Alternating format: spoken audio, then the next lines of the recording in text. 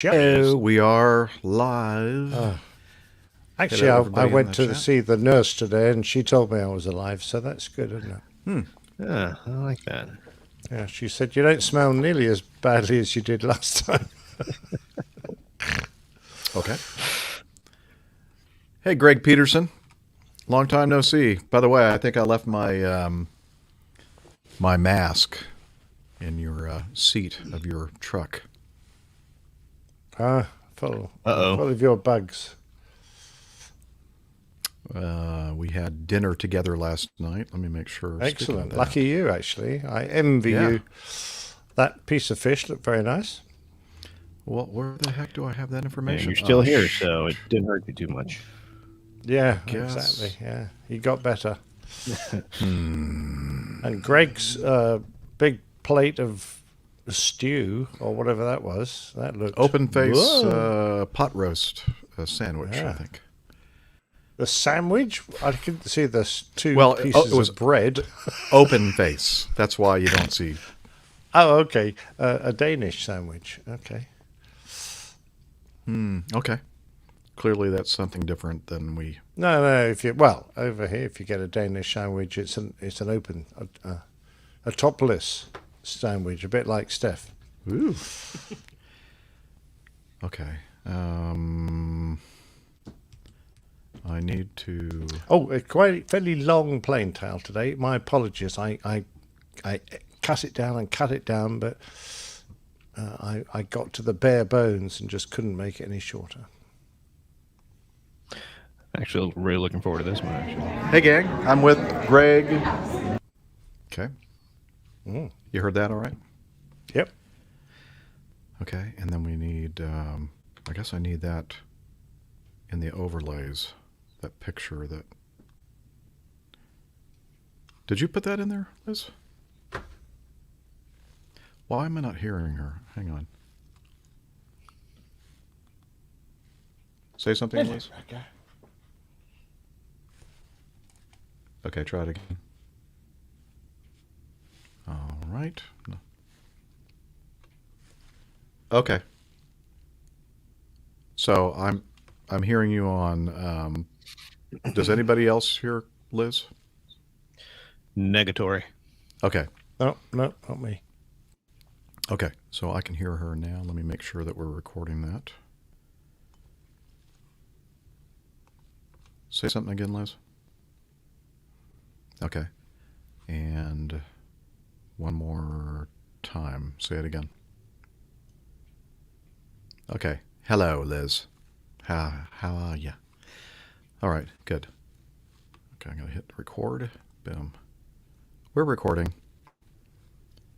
I do apologize up front for those of you watching the live recording via the video. I'm on my phone hotspot because the hotel Wi-Fi here is crap. So hopefully my phone Wi-Fi the hotspot will be good enough. And Steph is not going to be able to make it. You know, we were originally thinking we're going to do the show on Thursday, the main part of the show, and then just do a 1 hour segment today because Rick was available today. But now it turns out that Steph is not available on Thursday. So we're just going to do the whole shebang today. So you're not going to see Steph at all on this episode, sadly. Welcome to schedule changes. Yeah. Please what do you know about that? Notified. No, nothing. Please mark yourself notified. Oh, you just got notified by your company? No? Everybody here just got notified that. Okay. Thing. Yes, everybody is considered notified now that Steph's not going to be with us. So it's just going to be the guys, and then of course Liz is the female influence and adult in the room, and she is she's lurking in the background, and I can hear the shadows. In the shadows. And I'm going to drink lots of beer, so it could all go very badly wrong. Oh no. So, Liz, did you say anything about the picture that I sent of our meetup with Greg. Do I need to do that over here on my end?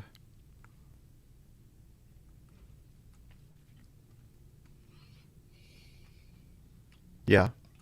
Oh, that's good enough. We don't have to have a picture of us at the... Okay, that's fine. We don't need that. Right, Greg? Oh, by the way, I yesterday night I put a picture of the thrust lever quadrant and the go around paddle. Saw that. Oh, where'd you Very put good. it? 1A1 or 1A. Oh. Oh, okay. I didn't see that. Cool. Oh, yeah. Look at that. Even with an arrow and everything. Yeah, about that. Yes. And a green air brake lever. It's very clever. Okay, so that means that I'll just share this note and then we can see that. So you don't have to worry about the overlay then, Liz, for that one. Excellent.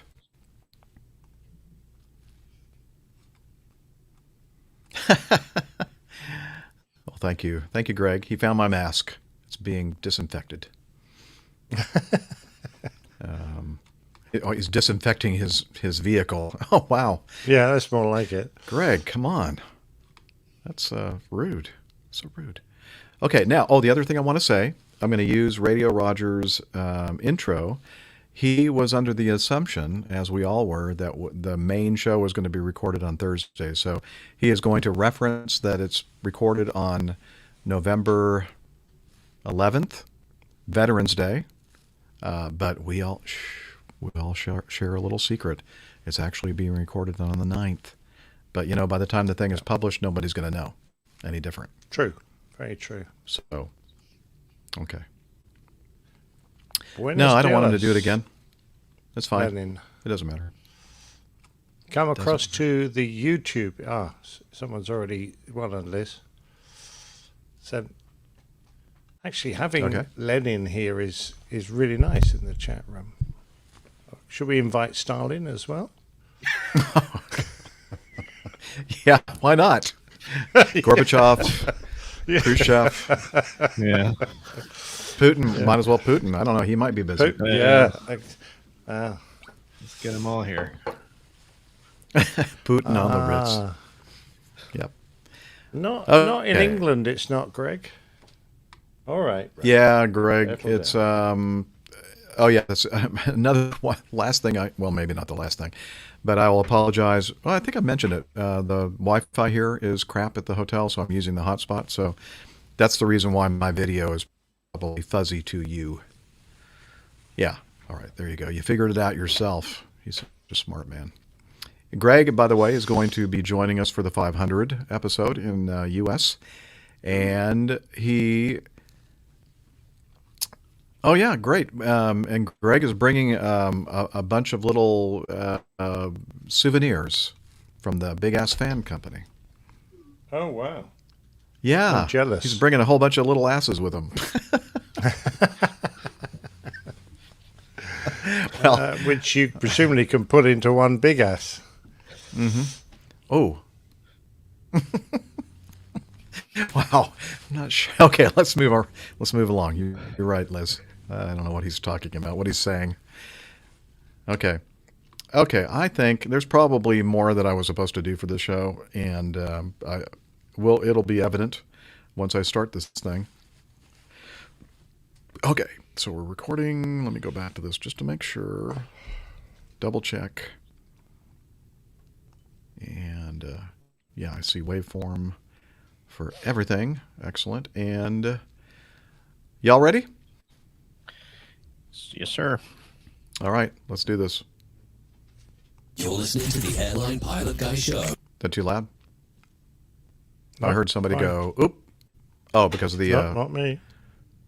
Okay, overlay ready? Go ahead and put it... Okay, go ahead and put it on. You're listening to the Airline Pilot Guy Show. The view from our side of the cockpit door. WAPG, it's the Airline Pilot Guy. Airline Pilot Guy, episode 496. Yeah, he's up in the sky. It's the Airline Pilot Guy.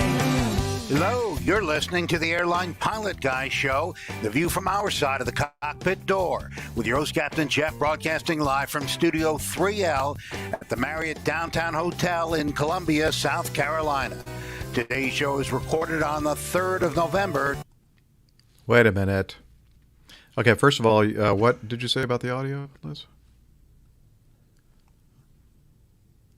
Okay. Well, when he said Columbia, South Carolina, I'm thinking, wait a minute. And then he said 3rd of November. Yeah, I heard him say that too. Yeah, we've gone What is back wrong in with time. you, Roger? It's not the 3rd of November, and I'm not. Come on, mate. Do sharpen up. Yeah, you know, it's not his fault. It's my fault. I had the wrong file in there. Okay, open. No, I'm going to start over. Wasn't that? We weren't that far into it. Oh, I got it. Yeah, I did all that work. It's just that I didn't update the soundboard. Let me make sure this is not too loud. You're listening to the air. That's too loud, isn't it? No. Okay. You're listening to the Airline Pilot Guy Show. The view from our side of the cockpit. Okay, now. Okay, leave it. No, just put it up there. I would rather have it up there first before I hit the sound. That's what she said. Okay, here we go. You're listening to the Airline Pilot Guy Show. The view from our side of the cockpit door. WAPG. It's the Airline Pilot Guy. Airline Pilot Guy, episode 497. Yeah, he's up in the sky. It's the Airline Pilot Guy. Hello, you're listening to the Airline Pilot Guy Show, the view from our side of the cockpit door, with your host, Captain Jeff, broadcasting live from Studio 1A at APG headquarters in Lake Burton, Georgia. Today's show is recorded on the 11th of November, 2021, Veterans Day. Yeah, he's up in the sky. It's the Airline Pilot Guy. Put your light and it's flying by. With the Airline Pilot Guy.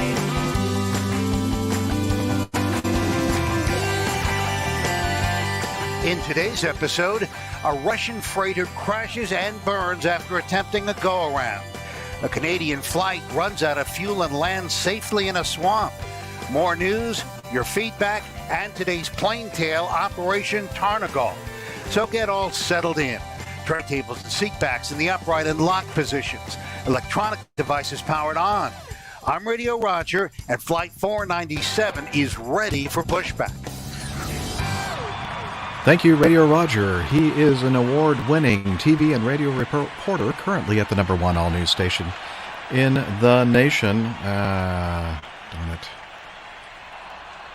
Currently at the #1 all-news station in the nation, 1010 wins in New York City. You are listening to the Airline Pilot Guy Show. It's an aviation podcast, and we cover the latest in aviation news and answer your great feedback. I'm Captain Jeff, a pilot at a major legacy airline based in Atlanta, Georgia, and joining me today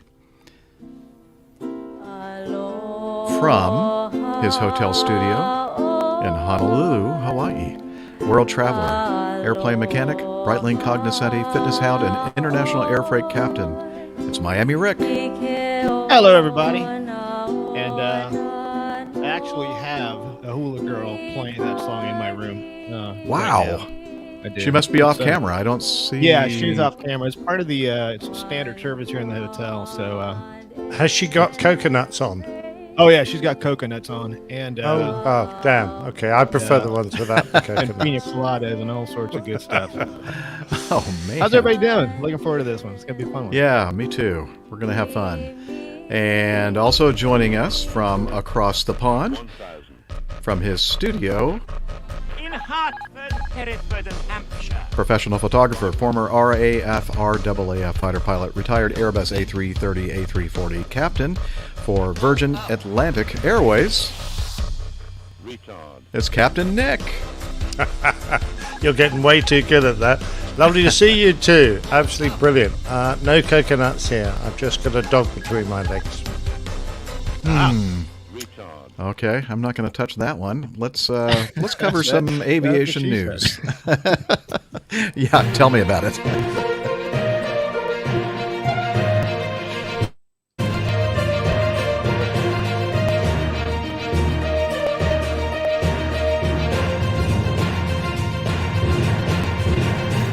Stand by for news. FAA flags potential safety problem in the layout of controls on Boeing 767 and 757 planes. This from the Seattle Times. All right. The Federal Aviation Administration has issued a safety alert. I just mentioned that. Although flagging a potential problem that led to the 2019 crash in Texas of an Amazon Air cargo plane and the deaths of the 3 pilots on board. Although the first officer flying the plane was faulted in the investigation into the crash, the alert points to a potential flaw in the way the pilot controls are laid out in the flight deck that initiated the chain of events. Crash investigators believe that the first officer inadvertently hit a switch that was too close to a handle he was holding, then reacted incorrectly. Yeah, that's the big part of this. Reacted incorrectly to the plane's sudden change in the flight mode. Just 32 seconds after the inadvertent activation of that switch, the plane slammed into the ground, killing the captain, the first officer, and a third pilot who was hitching a ride in the jump seat. On February 23, 2019, Atlas Air Flight 3591, a Boeing 767 cargo flight operated for and in the colors of Amazon Air, was en route from Miami to Houston when it crashed into a shallow marsh near Trinity Bay, Texas. Okay, so we all know the story, and I'm going to share this item so that you all can see something that Rick is sharing with us as well regarding that throttle quadrant, the thing that they're all talking about here in this article. So here we go. I'm going to add to the stream, and let me scroll it down, or up actually. There we go. And Rick, why don't you take the con and tell us about this?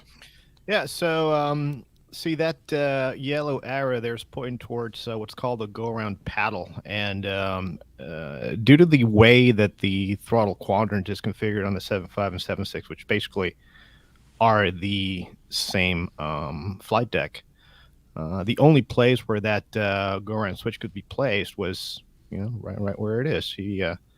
The problem with that is that under certain conditions, and clearly the root of the cause of what happened was the position of that paddle. So just to understand how that works a little bit, let's talk about how the go around system works on the 757 and 767. So during flight, just cruise flight, that paddle is inactive. So you can, click it and absolutely nothing will happen, because the only way that paddle becomes alive or armed is under 2 conditions. The first one is you intercept a glide slope with the flaps up. So regardless of flap position, you intercept a glide slope, the go around mode will be armed, and now that paddle becomes active. And then the second way is when you select the flaps out of up.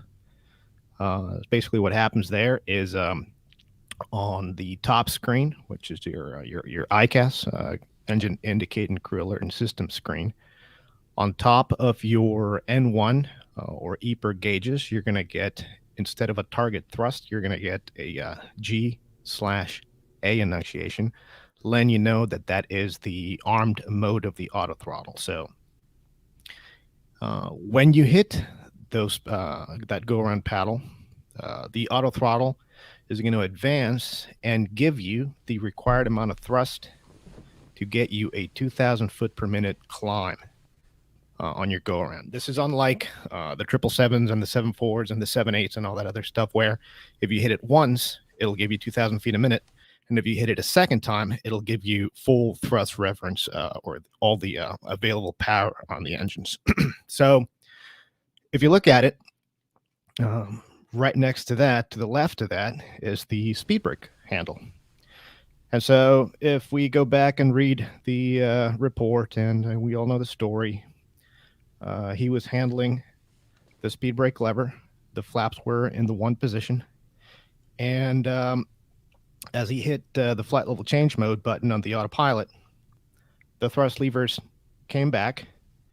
And, clearly not clearly, but we all assume that what happened was that as the thrust levers came back and his hand was there, you may have hit the paddles that way, which caused the thrust levers to go up and attempt to give you to give them that 2,000 foot per minute climb, which is what this system's designed to do.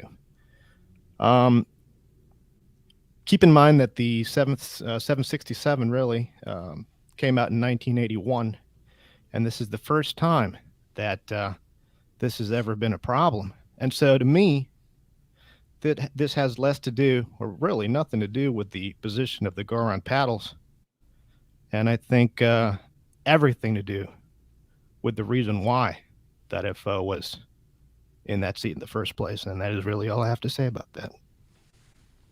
John Jester makes a good comment here in our live audience. Bingo. Why did he use flaps 1 40 plus miles out with no speed restriction? Exactly. And you know what? And I've had FOs request flaps 1 when you are, you're still being vectored around. You have 40 track miles to go, and I'm going, what's the point of that? There are certain reasons why well, not. I can see why you would use flaps started to configure early. If you're high, well, the flight crew training manual does say to not use flaps as a device to increase your rate of descent.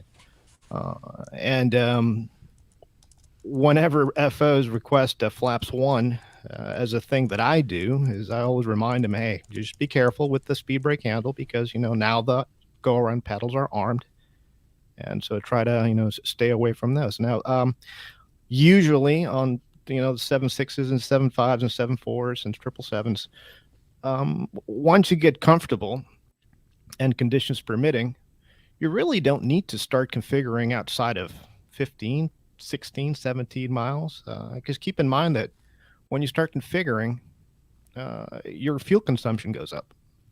And so the idea here to try to keep the airplane clean as long as possible. Also, at average landing weights, your speed for flap 1 is going to be around 220 knots. So anything below 220 knots, you're going to start to need flaps for that to fly below those speeds. And so there really is no reason to start calling for flaps too far out. So I don't, if you have to also, just remember that a lot of these pilots that sometimes this is their first heavy jet, and so they tend to want to be a bit more conservative in the way they configure, because it's a big jet and it's got a lot of inertia, and you have to plan ahead. But there's a difference between planning ahead and starting to configure halfway through the flight. And so when that's the case, as a captain, you have to kind of mentor and give them another, point of view as to how to manage the energy of the aircraft to get you to that stabilized gate by 1,000 feet. So, yeah. Well, Guys, I'm not too familiar with the FAA safety alert. What does it actually mean for the aircraft, for the manufacturer and the airlines when they do that? What does everyone have to do?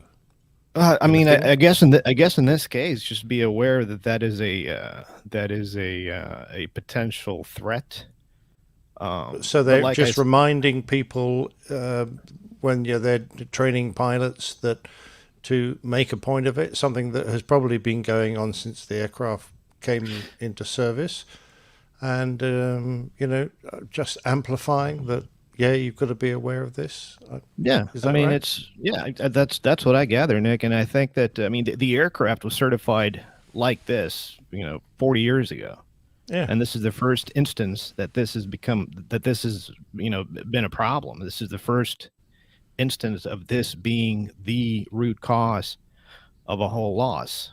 So all you can really do is just, I guess, bring that to the attention of the operating crews and keep this from happening again by educating people and making them aware that this is a potential threat. So.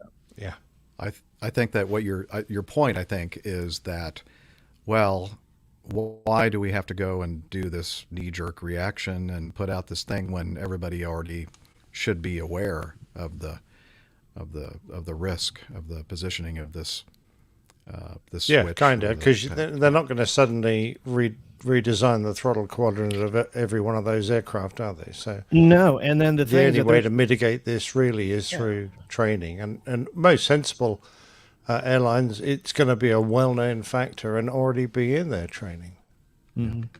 and physically in the throttle quadrant itself, there's really no other place to put it. The way the thrust levers are configured on the old 7576s, 200s and 300s doesn't apply to the 400 because the 767-400, the thrust lever quadrant to the 400 is identical to that of the 777, where the go around switches are just ahead of the I guess the thrust lever handles, very much like the 74 and the 777 and the 78 have on the dash 300. The only place where you can have it is right there as a thumb paddle. So the one on the left is for the captain's thumb, and then there is an identical paddle on the right thrust lever for the first officer's left thumb that he would activate that way. So that's the only place where you can put it. Yeah.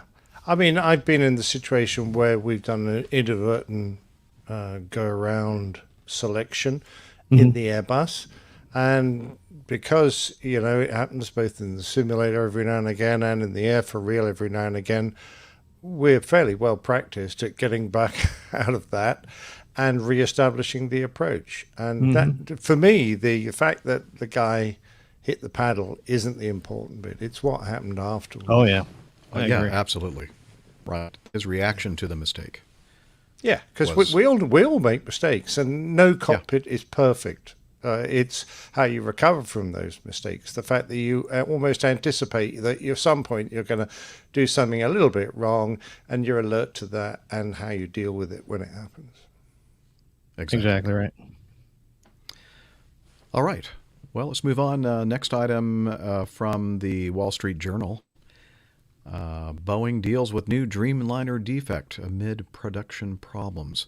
The finding is fresh evidence that the plane maker is still trying to fix its manufacturing operations, despite a nearly 2-year push by Chief Executive David Calhoun to restore Boeing's reputation for building quality jets. In addition, the Federal Aviation Administration is investigating Boeing's quality controls. The company acknowledged it hasn't solved the problem of junk left over from the production process, such as 2 empty tequila mini bottles found in September on a new Air Force One jet under It's construction. better than 2 full ones. I was, when we originally covered that one, I thought when they said they found 2 tequila bottles, I thought like regular size tequila bottles. I did too. Actually. Just 2 like minis, no big Work deal. and play. Yeah. Anyway, a Boeing spokesman said the company is making progress on improving production and is raising its own standards despite operational interruptions. We've strengthened our focus on quality and constantly encourage all members of our team and supply chain to raise any issues that need attention, the spokesman said. When issues are raised, that's an indication that these efforts are working. He added, "We're upping our standards, up yours." No, he didn't say that. Actually, I added that last part. Boeing has faced a host of production issues over the past couple of years that, along with the 2 737 MAX crashes in late 2018 and early 2019, have prompted U.S. air safety regulators to ratchet up oversight. The predicament feeds itself, according to people close to the company. Over the past 2 years, Boeing engineers and regulators have been looking for problems. Yeah, that's probably not a good thing either. New issues that are found invite more scrutiny, adding more things to fix. Yeah, vicious. Yeah, circle. wasn't the Max 737 Max I guess chief pilot, program pilot, wasn't he just indicted? I think so. Yes. Yeah. So it's Yeah. I mean it's I don't know. I mean these you know how I feel about Boeing. I've always been a Boeing fan and all, but I mean these people need to get their act together because Are you a Boeing fan? No. Didn't know a little that. bit. Yeah. So I mean you're talking about I mean this is the company that manufactured the first stage of the Saturn V rocket and got us to the moon. I mean it's just come on. Get your act together, people. Yeah, they're also the company that is trying to do a new rocket as well, and it's not going very well. Oh no, not well at all. Actually, they're a little behind. Yeah. Not the Boeing of old, but they're trying to turn things around and make it a leader out there in engineering and such, but in quality products. Anyway, so there you go. There's the item regarding the Dreamliner defect and production problems. We'll keep on moving along quickly. This is an incident, this next item, and this is from Mentor Pilot. And wow, I'm going to try to say the author's name here of this article, Spyros Georgilidakis. I don't know. Nailed it. Yes. An Avianca Airbus A320 suffered a very hard impact during landing in Colombia. So severe that it has not returned to service 20 days later. Ouch. This event happened on the 8th of October. The aircraft was operating out of Ibagué Airport, Sierra Kilo India Bravo in Colombia.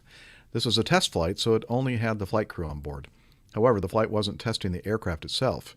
Rather, authorities described it as a first airline operational check flight to validate a new approach procedure.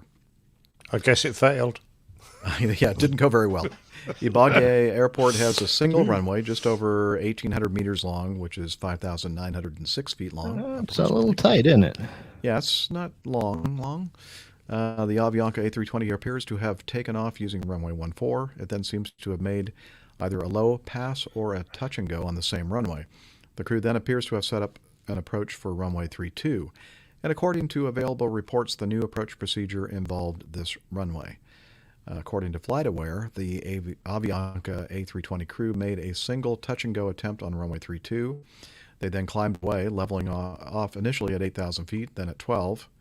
After staying in a hold for some time, the crew eventually flew their aircraft to Bogota, Sierra Kilo Bravo Oscar, landing on runway 13 right. According to the authorities, the crew's original plan was to return to Ibagué for a full-stop landing. Authorities later reported that during its approach to runway 32, the Avianca A320 suffered an acceleration of 4.9 Gs, almost 5 Gs. That's solid, firm. We don't know any further details about the flight or the new approach procedure that the Avianca crew was testing, so it's not possible to know if the procedure itself contributed to the incident. What they did report is that now there's 2 potholes on the arrival end of a runway 32 that perfectly match the wheelbase of an Airbus A320. And they've decided that vertical landing is probably not appropriate for this. No, I agree. The 10-degree glide path is just really yeah, fellas, 10 degrees is not going to work. Yeah. Go back to the drawing board. Approach crew. Yeah. Wow. Yikes. What else to say about that? No, not a lot. I'd be interested to see what they had in the box. That that would have been a good clue. Whether they had an anomaly in the programming of the approach that suddenly steepened the approach at short finals or something. So. I would love to see what the data was But I imagine at some point they're just it's their approach validation, and it doesn't sound like it was an ILS. So at some point you just click the thing off and just follow the PAPI down or something. Or I mean.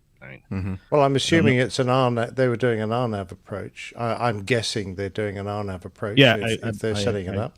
I agree. And I guess they wanted to follow it through to the decision altitude.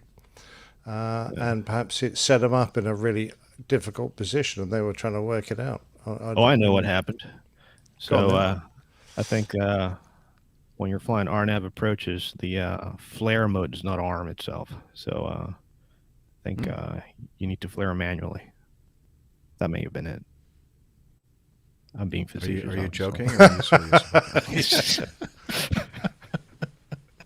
I can't tell, honestly.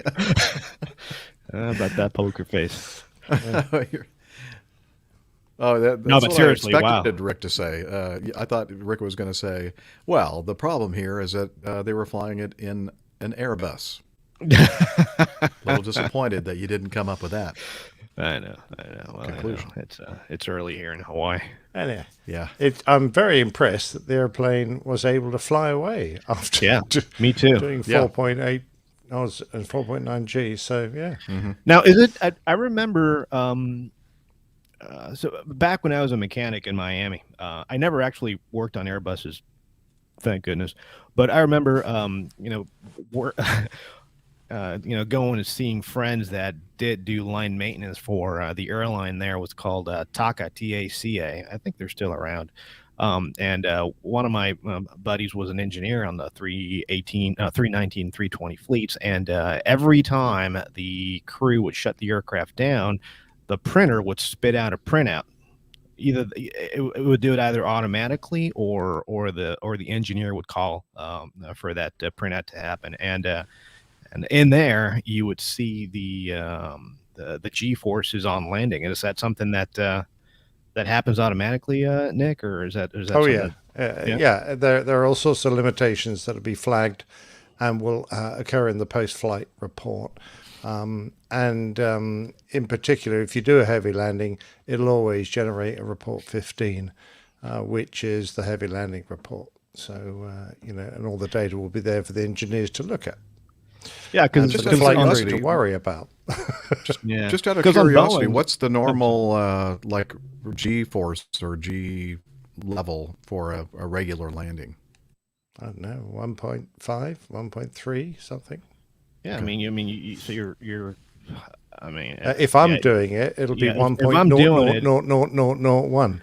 if I'm landing, vertical speed is 0. But no, I'm just kidding. Yeah, it's like, oh, wait a minute. Oh, we're on the runway. I didn't even know it. Okay. That's right. I guess I'm going to have That to. do is so 30 smooth, the handbrake weight on myself wheel because- switches haven't exactly. activated. I'll do it manually here. No, but seriously, I mean, you talk about it like you're coming in what, 700, 800 feet a minute, and then by the time you come in and flare, ideally, you have to touch down to hopefully south of 300. 200 feet a minute, and if you're if you're good, 150, 100 feet a minute, that's a nice touchdown. And it's on Boeing's is a little bit more, I guess, open to interpretation because you can call up the landing report. I used to know how to do it on the 777, the 74. I don't know if I can access that information on the 76s. There is a device on all airplanes, of Boeing's at least. It's called the DFAU, the Digital Flight Acquisition Unit. It's basically the what sends data over to the flight data recorder. Well, one of the outlets goes to the flight data recorder, and so you can call that information up there. But the manual says that if you think that the landing was hard, then write it down on the book. But it's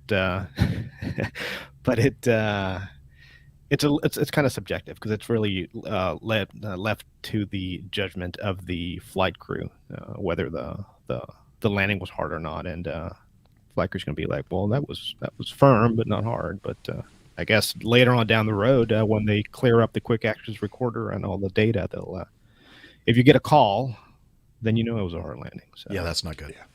that's not good. Yeah. They're probably not calling to say, you know what? That landing That was was a so nice smooth landing. it didn't even register. And we just wanted to thank you for that. Yeah, that never happens. No, and talking about vertical speeds, 0 vertical speeds at landing, actually that did happen, and it was I know of one case where that's happened, and not on an airplane, but on the space shuttle. Hoot Gibson, who was a commander of I forget what the SDS mission was. He boasts and he has the record for having the only 0 vertical speed landing on a space shuttle. He was a former F-14 pilot and flew for Southwest before retiring for good. So yeah, it has How happened. about that? Yeah. All right. Let's see. Neville is saying there was a Canadian captain that used to fly for British Midland that would absolutely grease every landing he did, much to the disgust of the ATCers, as he used up most of the 12,000-foot runway at Heathrow. Yeah, I mean, there's something called like touchdown in the touchdown zone. Exactly. That we're required to do, and if you have enough runway, it's possible to pretty consistently really roll it on. Yeah. And that's another thing. That's a good point, Neville. Actually, so there is another parameter that the digital flight data acquisition unit takes into account, and that is, so the touchdown zone, the runway's touchdown zone is codified into the system by GPS position coordinates. Ooh. And so if the position of the aircraft, the GPS position of the aircraft is outside of the GPS position of the touchdown zone for a particular runway, that qualifies as a deep landing, and that will also generate an alert and a flag. And one of the reasons why you are supposed to go around, doesn't matter how long the runway is if you're going to have, in fact, a what's called a long landing. And another problem with trying to grease the aircraft onto the runway is that at some point, I mean, yeah, you're going to be in ground effect, which is great, but at some point, you're basically going to run out of airspeed, and the bottom's going to fall out, and that's another problem. It's particularly in the 767, and if you try holding the nose up, so let's say you land and you try holding the nose up off the ground to try to bring the nose down as smoothly as possible, at about 120 knots airspeed, the stabilizer runs out of authority, and then the nose slams down. So you got to, everybody likes a soft landing, a smooth landing, but it's about getting it down safely, and that's really all that matters, So yeah, absolutely. In the 600, if we tried to hold it off too long, you just built up too much nose attitude and you banged the tail on. Being such a long airplane, the A321 would be similar for that. And of course, if you got a very wet runway, it's the last thing you want to do, because you're just encouraging the tires to hydroplane, and then you're going to have problems down the road. Exactly right. All right, good discussion. Let's continue with our next news item. And yes, I am hearing you, Liz. I just don't have the ability to answer you. You just did. I don't understand. But see, normally we would do that so that nobody else would hear me acknowledging it. But anyway, I'm hearing you fine. Half an hour into the show. There we go. Next item here from the Aviation Herald. A Grodno Aviacompania Antonov AN-12BK, registration Echo Whiskey 518 Tango India, performing a freight flight from Yakutsk to Irkutsk, Russia. They sound very similar, at least the way I sounds like we're playing a game of Risk. With 7 crew and cargo consisting of food and consumer goods, was on approach to Irkutsk, runway 30, when the crew initiated a go-around due to weather at about 240 meters, 790 feet AGL, about 2 nautical miles before the runway threshold. Shortly afterwards, the radar and radio contact was lost at 1945 local time. The aircraft was subsequently found crashed and burning about 1.7 nautical miles southeast of the runway 30 threshold, which is short of the runway, in the village of Pivovarivka. Pivovarivka. All 7 crew perished in the crash. On November 4th, 2021, ATC representatives reported within 3 to 4 seconds after the crew announcing the go-around, the altitude indication of the aircraft changed from 240 to about 120 meters AGL. Then the aircraft tag disappeared from the screen. Doesn't sound like they made any attempt to actually climb. Or maybe they did make an attempt, but the airplane wasn't climbing. It was continuing downward. The Interstate Aviation Committee, MAK, reported that the aircraft carried 7... Well, we already knew that. Both black boxes have been located.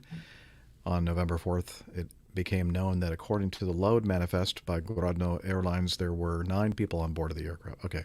They're still trying to sort out how many people were on board. Russian media indicate investigators are looking into possible theories of icing of the elevator/horizontal stabilizer causing loss of control as a result of freezing rain at the time. You know what? I was supposed to share this, and I never did. Here we go. Here's some METAR readings around the time, the bold METAR there. Looks like there was heavy snow showers. Yeah, beach weather. How about that? Yeah, 600 overcast cumulonimbus snow showers. Hey, maybe, what do they call that? Snow lightning, snow thunder, thunder snow. That's it. -7, -8, and anyway, so looks like some. But look at that RVR. It's got what 1,600 meters. That's wow. It's not a lot. No, it's interesting weather Very bad conditions. visibility. Yeah, they're pretty saturated, and basically no visibility. Wow, heavy snow showers too. So definitely IMC when they went around. Yeah. Mm. Here's a picture of the crash scene, and you can see that it's still snowing pretty heavily at the time. And here's another one. And then, of course, here's the Google Earth image showing the runway 30 approach end and the approximate position that the airplane was finally came to rest, 1.7 nautical miles from the runway threshold. I'm wondering if they thought that they were in the middle of a go-around procedure and they weren't double checking that the go-around was actually initiated, and the airplane, maybe the power came up and nobody made sure that the pitch of the airplane was coming up and it was climbing, and they just slammed right into the ground. I don't know. Yeah, which is weird because what I've noticed on these former Soviet, now Russian transport category airplanes is that you have both pilots. I don't know who the one that is manipulating the flight controls is, because you see both of them with their hands on the controls. Neither one has their hand on the thrust levers or the power levers. You always have, I guess, the flight engineer sitting between the two pilots that handles the power for the airplane. So I don't know. Maybe that maybe go around power wasn't set properly. I can see where obviously the weather conditions, I guess, and particularly the presence of icing could be a potential cause for this. And as we talked about in the last piece of feedback here, obviously the horizontal stabilizer and elevator authority is crucial in the execution of a go-around, because that is your only pitch control. And so if you lose that, then it doesn't matter how much power you have on, then you're just not going to climb. So it's going to be interesting to see how this develops. And being a transport category aircraft, I mean, I would imagine that the anti-icing systems on the airplane are somewhat capable of, handling in-flight icing. But maybe it was so bad that it was overwhelmed, perhaps. I don't know. Yeah, that's another thing. I don't know of any airplane that has leading edge anti-eyes or de-eyes for the horizontal stabilizer. Many airplanes, all airplanes, transport category, have it, leading edge anti-eyes for the leading edges, but not of the wings, the main wings, but not for the horizontal stabilizer. So maybe it's because most of the time, with the exception of the L-1011, every transport category aircraft that I've flown has been a T-tail, and every T-tail, I think, that I've flown has had leading edge horizontal stabilizer de-icing. Yeah, there you go. Tail, I've never flown a T-tail. Yeah, I didn't. Yeah, wow. How about that? Well, all right. Yes, I was just going to say it's a pretty old airplane. 1959 it was first developed. It's a bit of a workhorse, but you'd have thought they would have been well aware if it had any significant tailplane icing faults or the likelihood of it, because after all, Russia is a place renowned for its winter weather. Yes. That Absolutely, is true. So, that's why I'm running. That's why I'm wondering if this was just a crew error. I mean, a pilot error of just not ensuring that the airplane was indeed actually, making a trajectory upward away from the ground. Well, we've seen plenty of people. We've just talked about a somatic illusion where acceleration makes you feel like you're pitching up, and in a go around, it's possible that they could have pushed forward rather than pulling back. Yeah. Or not pull back enough. Yeah. So absolutely. And by looking at the weather, there were certainly in the IMC conditions. I forget. I'm trying to see what the ceiling was here. Oh, overcast. 600. 600 to 700. Yeah. Oh yeah. So they're IMC. They're IMC all the way. Yeah. I mean, they were dead in line with the runway when they went in. So, I'm thinking perhaps it's unlikely it was an engine problem, because they would have probably perhaps turned a little bit if they were having trouble controlling after an engine failure. I guess we're going to find out. We will. Because the Russian authorities are pretty good at making sure that these reports come out. Although, Liz says that she has a direct line with them. And, okay, good. Oh, they're sending Liz updates every day. Wow. Didn't know she was so on it. Very well connected with a bottle of over vodka. there. All right, next item from the Aviation Herald. Another guy, Simon, he's pretty much on top of these things too. Not quite as much as Liz, but yeah. Anyway, he can only hope. Yeah, he can only hope. Tindy, I'm guessing, DHC-6 near Fort Providence. Let's see, was it Air Tindy? Is that right, Liz? Have you ever heard of this airline? Okay. De Havilland DHC 6300 registration, Charlie Golf November Papa Sierra, performing flight 223 from Yellowknife, Northwest Territories, to Fort Simpson, Northwest Territories, in Canada, with 3 passengers and 2 crew. Was en route about 40 minutes into the flight when the crew decided to divert to Fort Providence, Northwest Territories, due to lack of fuel. The aircraft was unable to reach the airport and was forced to land about 7.5 nautical miles northwest of the aerodrome. There were no injuries to passengers and crew. The TSB reported the passengers and crew were recovered about 8 hours after the forced landing.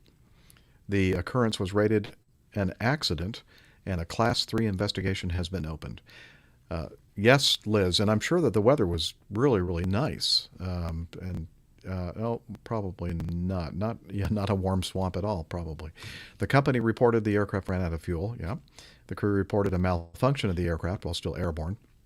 Yeah, the engines aren't working for some reason. That's right. Tanks are empty. We've had a malfunction. Let's see. The Volunteer Firefighting Department of Fort Providence reported the aircraft looked fairly intact, commenting a normal aircraft had landed in a swamp. The aircraft came to rest in swampland covered by a couple of inches of ice, which broke under the aircraft. The water was about 2 feet deep. They were able to walk to the aircraft, though, and take the occupants to safety in night conditions across the swamp, reassuring the occupants there was hot coffee and warmth awaiting them. How nice. That was very nice. So, yeah, not great condition, but hey, it could have been a lot worse. They could have crashed and nobody survived this thing, but it just begs the question, wonder what happened here. Did they miss the fact that they didn't have enough fuel to begin with when they departed? I don't know. I mean, I'm hoping that their malfunction was a fuel leak, and they realized that and tried to divert and didn't quite make it. That would be, a great kind of indication of the crew on the ball, but there's no guarantee it was that. There have been plenty of airplanes where the crew have either mistakenly or just through forgetting that they've got a long leg to do, not put on sufficient fuel or not put on any fuel at all. So, ouch. If that's the case, that's a real shame. Yeah. Yes. And this is a Twin Otter, right? DH6. Yeah. DHC6. Yeah. So I wonder. So. Well, so if Steph was here, she'd probably be able to chime in on this. But maybe there was an issue with the fuel indicating system. I don't know if how that works here as well. So or as Nick was saying, maybe conditions en route were winds weren't as favorable as they thought they'd be. So I don't know. It's but the thing here is that run out of fuel, and that's not a good look. Well, thankfully everybody walked away from this one, but it could have been a lot worse. Yeah, I'm hoping on these aircraft they do a double check. They don't just look at the fuel gauge. They also compare the numbers of the fuel they've got remaining with the fuel they've put in, and done a double check that way, because Yeah, and gauges fail. exactly, and it's interesting here because when you fuel airplanes, especially bigger airplanes, it's not like little GA airplanes where you put in a certain amount of fuel in each tank, and you just look down to make sure that you're good as far as fuel supply is concerned. When you talk about larger quantities of fuel, you have to convert that volume into weight using a number called the specific gravity, and that's a very very important calculation, because if you use the wrong conversion and you don't and you end up with less fuel or you use the wrong unit, as we all know happened in that Air Canada, the Gimli glider flight. Oh, that's right. Yep. Then you could end up very very short indeed. And so it's very important to make sure that you're using not only the right unit but the right specific gravity conversion number, and then again, as the pilot in command of the aircraft, it is your responsibility, and that is, in every airline's flight operating manual says that the captain's responsible to make sure that the correct amount of fuel, the fuel figure, is on board for the safe operation of the aircraft. And it's in fact in our checklist, our before start checklist. You compare your planned fuel required versus what's indicated, and then you're off on your way there. So, and regardless, they should have had 30 minutes extra absolutely for their final reserve, which would have gotten there if they had enough. Let's face it, Canada, a Canadian pilot. Canadians don't really do well with fuel issues, right? The Gimli well, they have a history. The Air Transat A330 that barely made it to the Azores. Come on. I'm just saying. Ask Liz how many times she ran out of fuel in her car. I don't know. Yeah. Well, she said that she happens to be an exception. She is exceptional. Okay. I think that the Canadian flag should switch out its maple for a fuel pump, or one of those gasoline pumps. Right there in the middle, in the center of the flag. There, that'd be great. Oh, we were just having fun with Canadians because we love them so much. Yeah, I do. I do too. Hey, this next item here is an interesting video from Bass Aviation that I thought it would be interesting to cover on the show. So let's do that. What do you think? Let's do it. Bass Aviation, real aviation communications.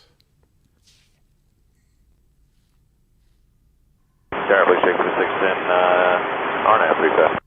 5610, so it's out on 351050 clear to land. 35, clear to land, 5610. Breakout 4897, runway 9 left, line of 08. 9 left, line of 08, breakout 4897. Traffic on a 4 mile, final 35, additional traffic crossing downfield. Uh-oh.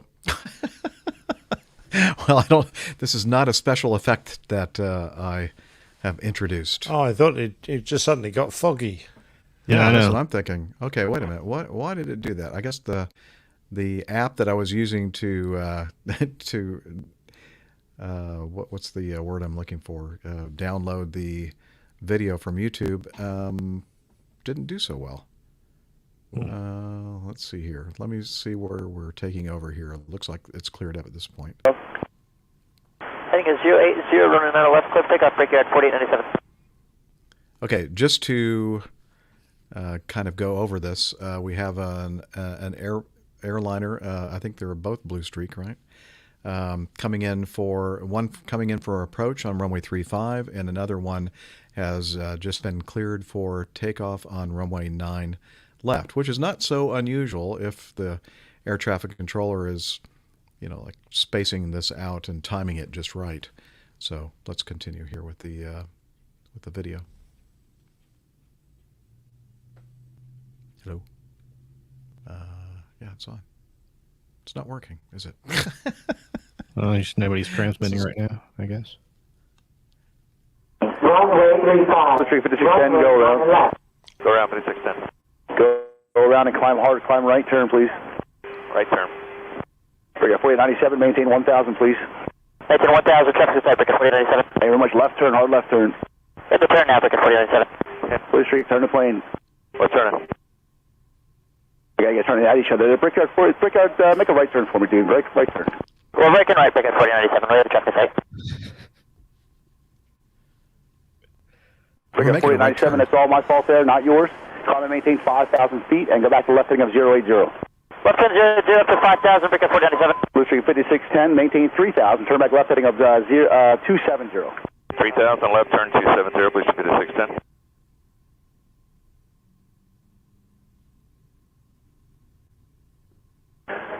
Blue Street 5610 to maintain 3,000 feet. Let's go heading up 275 and contact approach 124.35. Bring you right back in. Sorry about that. 275, 2435, 5610. Break up 4097, contact departure 124.35. 2435, ticket 4097. Okay, I think that. Departure, Blue Street Nope. 5610, 3,000, Thought that was the end. turn 275. All right, Blue Street 5610, Philadelphia approach. Clear to Philly via radar vector. We'll get you back in for 9 right now. All right. Breakout 4897, 3,600, climb to 5,000. Check that 335. Looks like I turned you a little early for Harlow. You still want to continue? You want me to bring you back around? Oh, we're good. Okay. Check that 335. Call the tower 185. 18.5, good day. Good day. Air Shuttle 6252, descend to 3,000. Brickyard 4897, fully departure, radar contact. Climb maintain 7,000, turn left, heading 360. Brickyard 4897. Says 5610 was vectored for another approach on 9 right, and the 4897 that was taking off, they continued their flight. So he was like, climb hard, climb hard. Obviously, the controller didn't time it and sequence it quite correctly. And then when you could hear in the background, there must be some kind of an alerting system that alerts the tower cab that, something bad is about to happen. You could hear that kind of blaring in the background, and that's when he started barking out these commands. And I think he was so excited by what was happening there, he was actually making it worse by telling them to turn in a certain direction. He's like, "Well, you're turning right or whatever," and he goes, "Yeah, because that's what you told him to do." Yeah, what a mess! What a mess! Oh, I have to say, I thought the turn probably wasn't the best idea.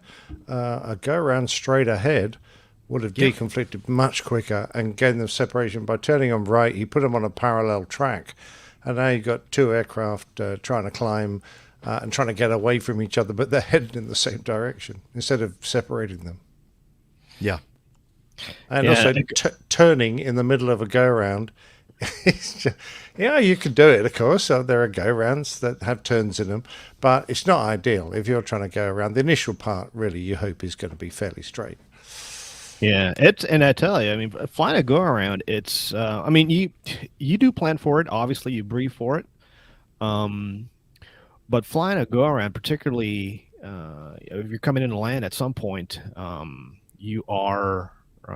now flying manually, so you've disconnected the autopilot auto throttle, so you're coming in manually. And if you're instructed to go around very, very late in the approach, that means that you're going to be flying that go around manually, which means that the workload in the flight deck is going to be very, very, very high indeed, because you have one pilot flying, and you have the other pilot on the comms, and obviously handling changes to the mode control panel, navigational changes, frequency changes, all that kind of stuff, and then initially the what was the initially cleared to climb just to 1,000 feet? Is that what it was? Is that what I heard? I think that was the aircraft getting the airborne, was it? I don't know. Yeah, well, I think it was 3,000. But I mean, you think about it, it's you get to 3,000 feet on a go around like that. Oh, absolutely. And you have to be steaming very up careful. there. Oh yeah, you have to be very careful to not overshoot that altitude, because you might have crossing traffic up above you, and then there's another conflict to deal with. It. So It's that's why usually what I'll do, and this is just my technique. What I do is I will not disconnect the autopilot. I'll just keep it coupled all the way until I know that everything is deconflicted. I've been clear to land.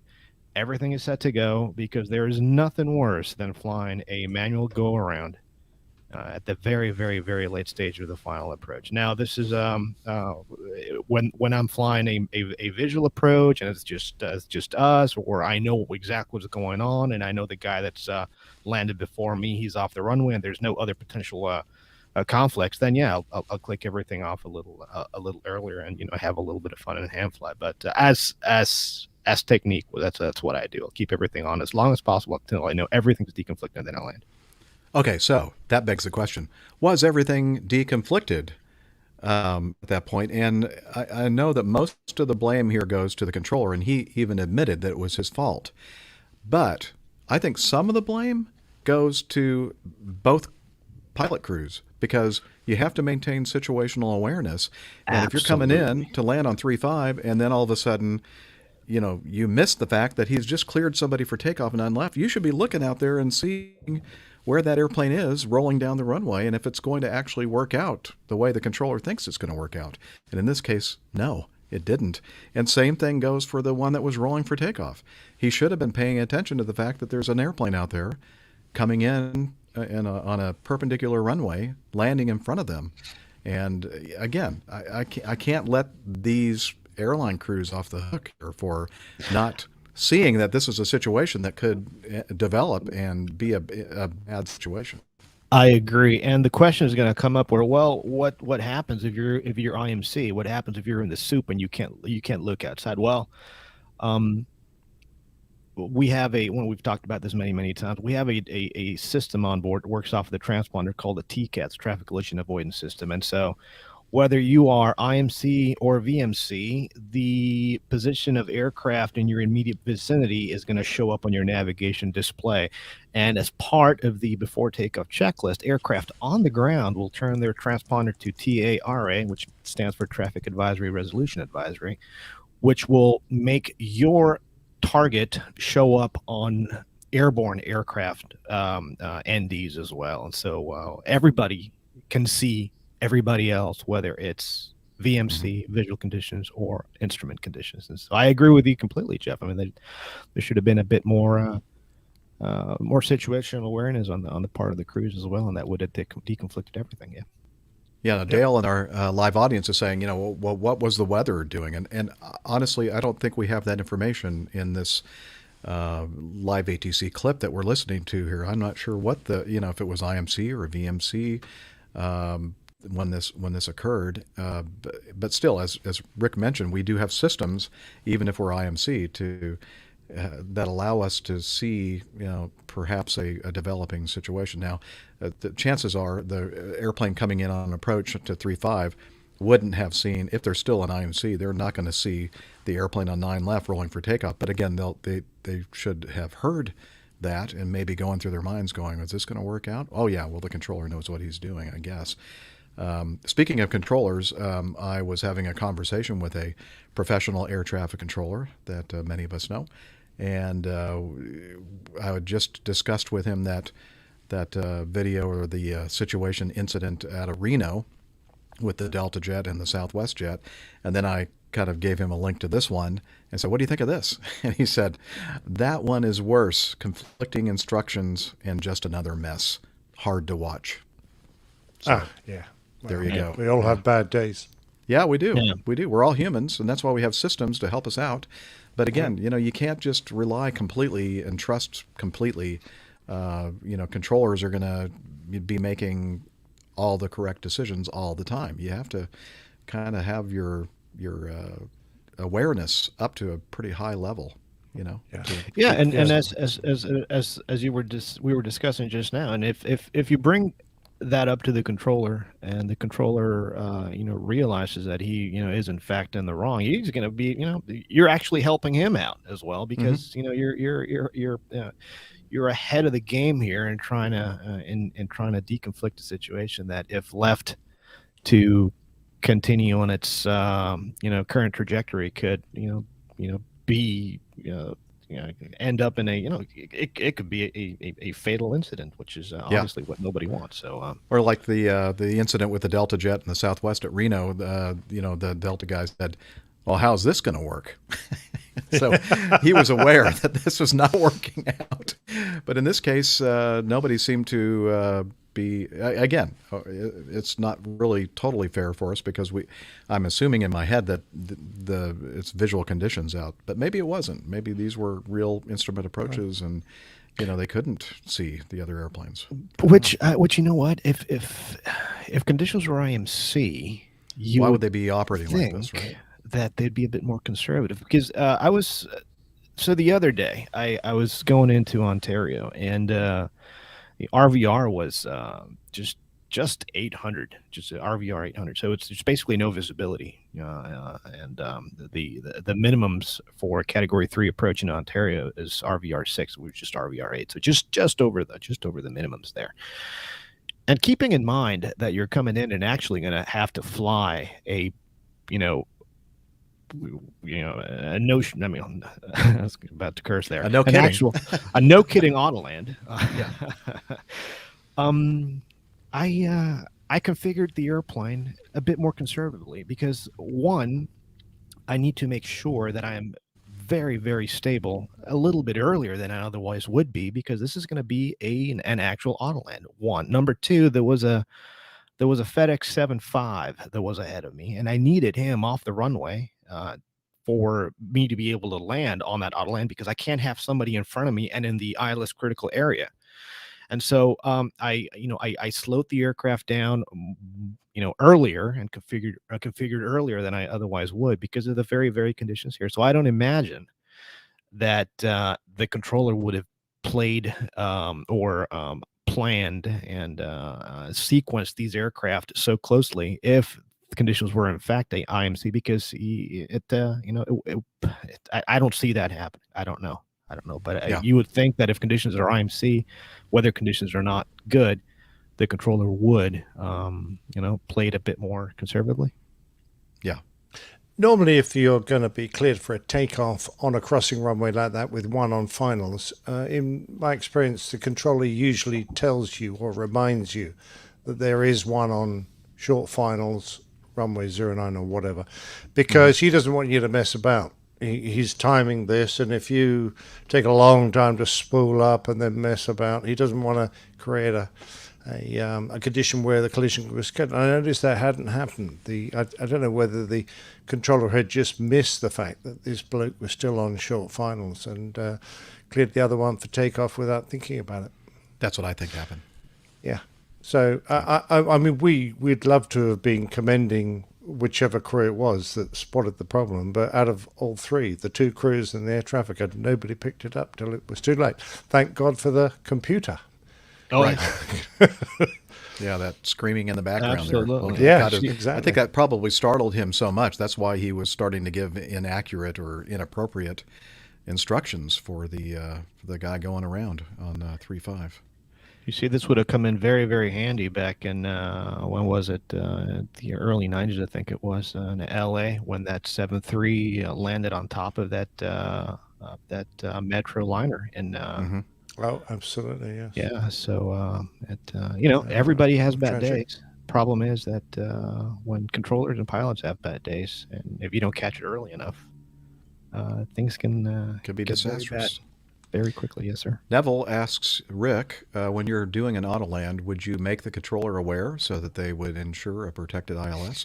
Well, in this case, in Rick's condition or situation, obviously with the weather conditions as such, that's the only way you could possibly get in with exactly right. Category 3 Autoland approach.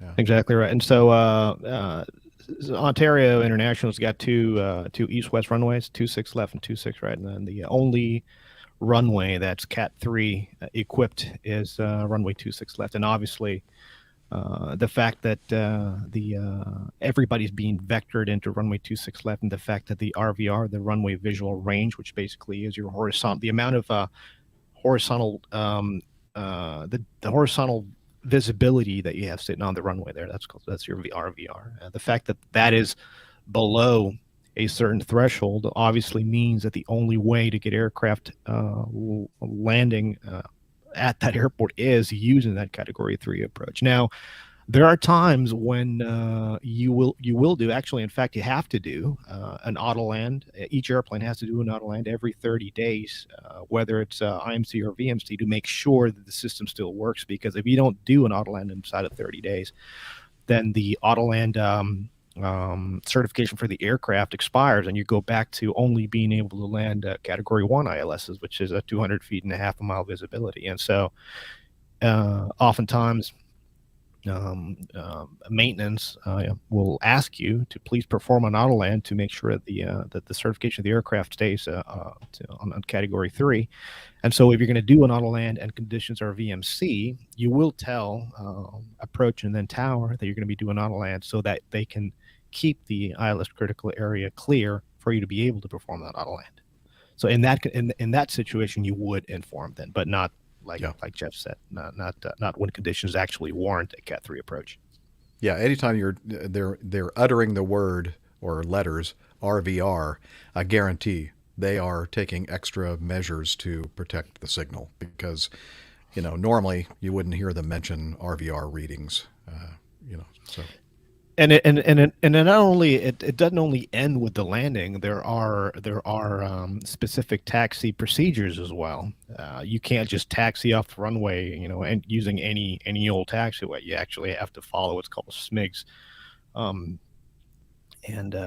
you actually use specific taxiways to get you off from the runway to your parking spot there. So the thing with Ontario, though, that's interesting is that they don't have ground radar. So it's very important that you let them know where you are, because if they obviously can't see you. So it's very important that you have a clear communication with ATC. Honestly, because, go ahead. No, go ahead. No, I thought you were finished. I was going to say, honestly, sometimes the hardest part is not getting the airplane on the ground. It's getting from the runway, off the runway, into the apron. That's exactly what happened to me the other day. I was like, well, how the hell am I going to get this thing parked? I can't see a thing. Thankfully, off of the taxiway there was a follow me car, and that's basically, I followed the car over to the parking spot, and that was the end of that. But yeah, like you said, the tricky part really is getting the airplane off the runway and parked safely. You basically taxi out or crawl because you can't see a thing. Right. All right. Very good. Good discussion. The FAA. Oh, this is good news for Captain Nick. They're going to ground all the pilots now. All the balloon pilots. I gather. Maybe. I don't know if they can't maintain attain medical requirements. It says FAA proposes medical requirements for commercial hot air balloon pilots. Let's see. So they proposed a rule today. When was this? November 2nd, just recently, requiring commercial hot air balloon pilots to hold medical certificates when operating for hire. Do they have to hold them in their hand, or can they hold them in their pocket? I'm not sure. Between their knees, Liz says. It's very difficult. The rule would mandate a second-class medical certificate, the same standard required for commercial pilots. Now, can you smoke pot and hold a second-class medical? It depends on where you are and how you hold it. Yeah, as long as you don't get caught, you can do anything. I mean, if you hold it with your one hand, like your left hand, and the joint in your right hand, joint in the other hand, yeah, you could do it. I mean, I'm just curious. I mean, are you allowed to be a pot-smoking medical certificate holder? I don't think so. I think that all the FAA medical certificates require you to be drug-free, right? Yeah. I just assumed that was a requirement for balloon pilots. to smoke? Yeah. Possibly. Perhaps I meant that. I'm not sure now. Okay. Let's see. Currently, commercial balloon pilots are exempt from the medical requirement. In the FAA Reauthorization Act of 2018, which is just now getting implemented, Congress directed directed the FAA to revise the medical certification standards for commercial balloon pilots. The draft rule also addresses an NTSB safety board recommendation. Is that a draft rule because balloons are in baskets? It's drafty, yes. Yeah, very drafty. Let's see. Hey, balloon pilots are pilots too. Come on. Oh, no. The FAA in recent years took steps to increase the safety of hot air balloon tourism by working with the Balloon Federation of America, the BFA, on an accreditation program. The program includes voluntary standards for pilots and operators and offers multiple tiers of BFA safety accreditation. So 60 days you have out there, folks, to provide your comments. 60 days from just a few days ago, so less than that now. Yeah, Yep. so Nick, so if you want to write into the FAA and give your I've opinion already about written this. it. Oh, have Your you? 2 Okay. cents. Yeah. Or your 2 pence over there, because it's that's what I call it, so yeah. Oh, No, it's funny. Dale. That was I was on a one of my classmates when I first got on with that was with a giant what is it called, Acme Giant? Yeah. He was a balloon pilot and he had it on his license there and he was very proud of it. And he looked exactly the way a balloon pilot would look. Yeah, very Slightly singed hair. Yeah, it was. How does a balloon pilot look? I don't know what you're talking about. Very, it's Rotund? An older gentleman, very, very, I guess, classy with a bit of a monocle. Well, not a top hat or anything. A top hat, like Mr. Peanut.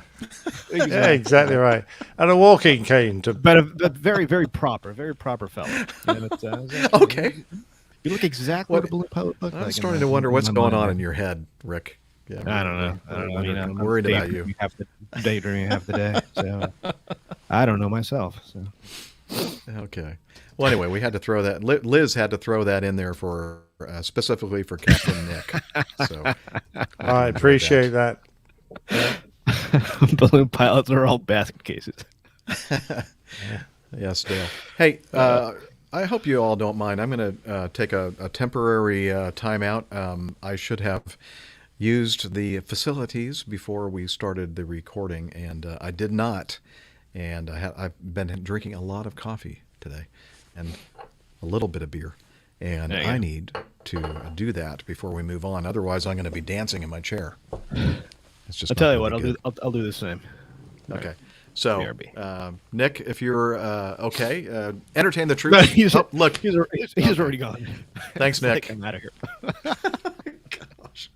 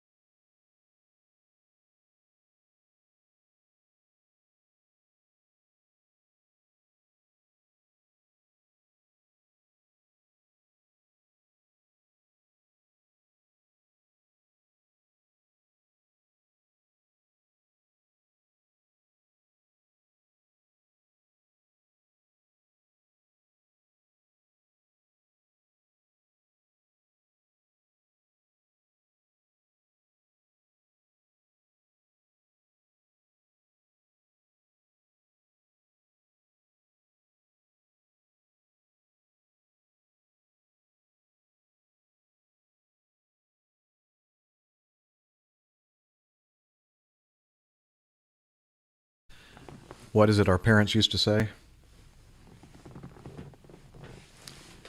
You should have used the bathroom before you got into the car, before we left the house. Yeah, good point. I'm a bit worried about Rick's prostate. Why? Because he's the last one back. Ah. And someone's got loudspeaker on. I do. Oh, okay. Because I was expecting to hear something going on. I'd already gone. Oh, okay. I'd disappeared I already. asked you to stay, and I didn't No, realize that you were going to. I was already unplugged and out of there. I love it. Okay. Next, like, see ya. Yeah, we need. Greg says we need hold music. Yeah, just we need to make sure that the music that we choose isn't something that it doesn't draw the ire of YouTube, because I don't know if anything doesn't. Some Ron Jeremy music, perhaps. Yeah, that'll work. Yeah. The YouTube audio channel has. all Yeah, that I guess kind of music. that would work. Yes. Well, we didn't. That's just something. Write that down, Liz, if you don't mind. That we get some kind of a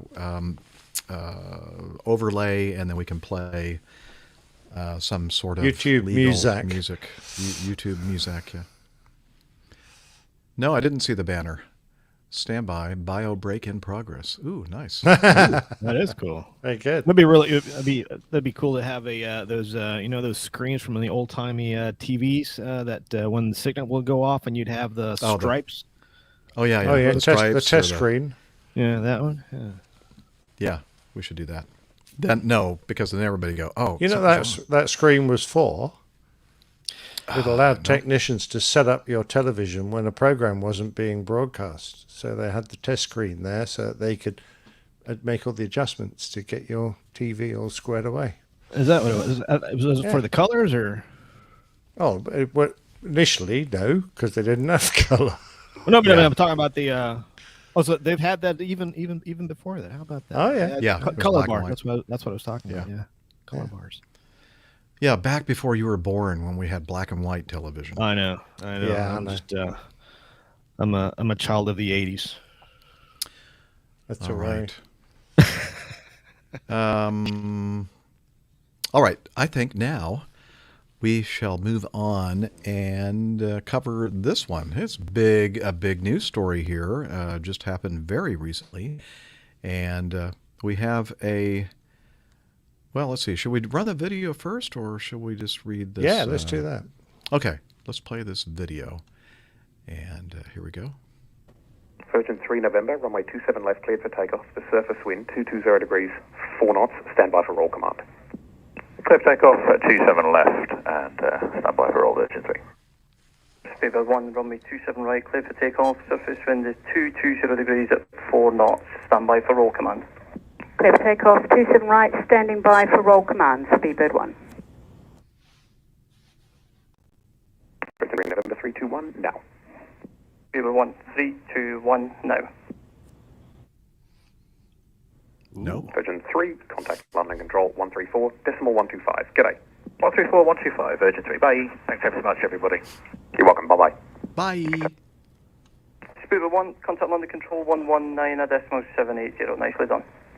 19780, thanks very much for that, it was great. Speedbird 1. What do you mean they took off without crashing? Well done, Speedbird. Yeah, nicely done. Okay, earlier this morning, which Very was nice. Monday, November 8th, we celebrated the reopening of the U.S. to UK travelers with a spectacular synchronized parallel takeoff from Heathrow. It was spectacular. Something that's extremely rare. But why exactly is it so uncommon, and what does it take operationally to pull it off? Discussions between NATS, Heathrow, British Airways, and Virgin started way back in May of this year in the hope of a U.S. reopening sometime over the summer. While that didn't happen, we kept the plans on ice until last month once it became clear things were moving in a positive direction. For us, there were two priorities. By the way, who is this speaking? This is from the nats.aero blog. Okay. Let's see. For us, there were two priorities: making sure it could be done safely, not safety, which is always paramount, and working out how to do it in perfect sync, with both aircraft starting their roll down the runway and rotating, lifting off at the same time. Working with the airline flight planning teams, we started by looking at the required takeoff time and working back from there. How long would passengers need to get through security? When would the baggage and catering be loaded?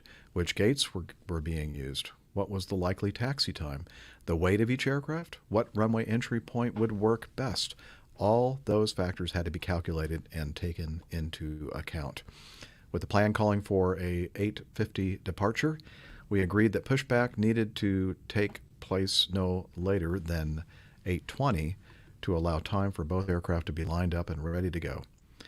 Typically, each runway is looked after by one of two air controllers, with one handling arrivals and the other departures, with a 7-minute gap in arrivals expertly created by the team in terminal control at Swanwick.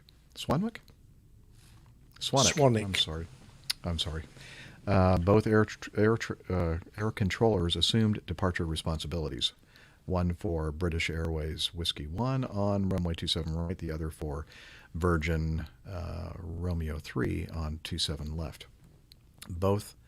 Once both aircraft were lined up, the pilots were given the standard takeoff clearance, but with one very unusual addition. Yeah, I thought, what are they saying here? Both were told to stand by for roll command before the final instruction of 3, 2, 1, now was given simultaneously. I bet you the Speedbird 1 crew liked that one a lot. That's what Concorde pilots used to do before taking off. So on the Concorde, you wouldn't advance the engine slowly, wait for them to stabilize, and then select takeoff power. What they would do is they would go from just thrust levers to close, go 3, 2, 1 now, and then the captain would advance all 4 thrust levers all the way up to the stops, and then the takeoff roll would commence that way. So I guess in a way, that's got a little bit of historical significance as well, being that has the flight number Speedbird 1. So I thought that was cool. Because normally in the UK we go ready, steady, go. I thought it had something to do with Thunderbirds. What was that? What they said? Thunderbirds are go. Our go. That's what I would have done if I were on the radio. Absolutely. Anyway, it goes on to say Heathrow's runways were only 1,414 meters apart, which seems kind of not that close to me, which is too close to be able to do parallel departures outside of very specific weather and visual conditions. The controllers must rely on what's called reduced separation in the vicinity of an aerodrome to ensure the aircraft remain safely apart as they climb out of the airport. And thankfully, today, the great British weather was playing ball. Hey. Once both flights were climbing at least 3 nautical miles apart and on clearly diverging routes, the pilots were handed over to the team at Swanwick to continue their journey off to the Atlantic and ultimately New York JFK Airport, where they were warmly welcomed by the controllers there. Yeah, first the Virgin one, and then 9 minutes later the BA one. Oh, we won! Yay! So it's a little competition Virgin one. They don't mention that in this article for some reason. Yeah. I wonder how our friend from Control Tower there in Philly would have done here. Would have a great Turn job. left. Sure. No, 3, 2, 1. No, stop! No. You're turning left. Well, yeah, that's what you told us to do. Okay, well, turn right then. The other left. Do something. I don't know. That reminds me of something that we covered in the last show about people screaming on frequency, and I have a little treat for everybody when we do our Getting to Know Us segment. One of our APG community members / producers did something special for us. But before we do that, let's cover anything else to cover here besides doing the spiking the football. second. Yeah, spiking the football in the end zone for Virgin Atlantic or whatever you guys do. They tried to pull the same thing off in New York, landing at the same time, and then the controller was like, "Get out of here." Yeah, that's right. Yeah, we don't got time for you. You want what? Nah, get out of here. Forget about it.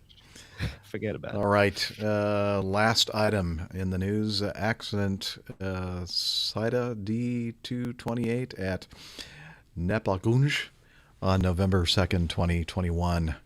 Boer strike. And Liz puts in here a little special note.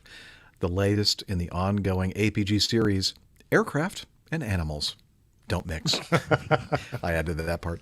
Let's see. Oh, I should probably share this so we can see the pictures. Let's see here. Share. Screen.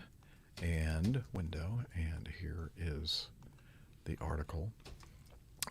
Let's see. A SIDA Air Dornier DO 228 registration 9 November Alpha Hotel Bravo, performing a flight from Nepal to Simakot, Nepal, with 17 people on board, was accelerating for takeoff when the aircraft collided with 3 wild boars, prompting the crew to reject takeoff due to problems with the nose gear. The aircraft came to a stop with the nose gear partially collapsed, bent backwards, and damage to the underside of the fuselage. There were no injuries to the aircraft occupants. Oh, no, I'm not. Yeah, but actually, I'm just reading the stuff here. I don't have the picture up yet, so... there were no injuries to the aircraft occupants. The 3 wild pigs did not survive.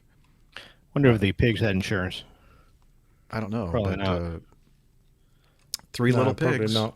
Unfortunately. But that had made nice hamburgers afterwards, I'm sure. I know. I was going to say, the hard part of the pig roast is done. Usually the pigs are there. It's just a matter of, getting the fire pit going. Yep. Stick an apple in its mouth and away you go. There you go. And there's the... See, the sad part is that they were each going to their houses. One had a straw house. The other one had a... There you go. So, Finally, somebody picked up on it. Yeah, and the Excellent, big bad Rick. wolf was the pilot of the DO 228. So Yeah, he got his revenge. This Dornier kind of looks like a big bad wolf with its little black wet nose. But look at that collapsed gear there. That's no good. Oof, yeah. But the Dornier came out much better than the pigs, the boars. Absolutely. And there's the lifting up the front part of the airplane to do something. I don't know what they're doing there. Anyway, so there you go. A nature story, a feel-good story. Oh, wait a minute. That was not a feel-good story. A feel-bad story. Yeah, a feel-bad story for you before we move on to the next segment, which, of course, is getting to know us, whether you want to or not. A wonderful overlay there that we're projecting. Getting Wait, to that guy's like not us. a pilot. He's in his undershirt. What the hell? I know. It's like, What's going on glad there? you had something on. Okay. Well, hopefully he's got his underpants on as well. Yeah. Well, I think Did I? Liz is saying that Rick was obviously having somebody iron his shirt or something. Exactly. Yeah. Extra starch, please. Yeah. All right. Well, you know what, Rick, you haven't been with us in a while. Why don't you get us up to date? What's been happening with you? Well, not a lot really. Just spent days off at home, doing the usual home stuff. Keeping the place nice and tidy, going to the gym, playing with the dogs. Lucy's coming along great. My little Belgian Malinois. Taking her to puppy class. She's going to agility class. This dog is just something else, I tell you. She's an amazing little puppy. She's cute. And then, oh yeah, she's great. She's great. She's one of our fosters. I failed on that one because we were supposed to foster her for just a little while, and I just couldn't let go of her. So she's my little ray of sunshine. That one. Why am I not surprised? You're a softie. I know. And then, so after that was all done, I started a trip a couple of days ago. Went over to Kona and then on to Maui. I had a little bit of an issue once we landed in Kona. After landing, maintenance came up to the cockpit and said that we had a little bit of a hydraulic leak on one of our brakes. Brake number 5, and so they were working on that, and this was during the turnaround going because the flight was continuing on to Maui, which is was not worrying to me, but the fact that I have one less brake to deal with is always something that I need to very, very carefully evaluate because Maui is a very short runway, and conditions are always windy there, and we always land very heavy into Maui, so After talking to dispatch and doing all the calculations and applying the correct procedure and going over the dispatch the dispatch deviation guide and all that other stuff, I made sure that everything was kosher, and things were indeed very much kosher. And so we departed to Maui. The procedure did say that I had to leave the landing gear down for the first 2 minutes because the way they dealt with the problem with the brake was they basically capped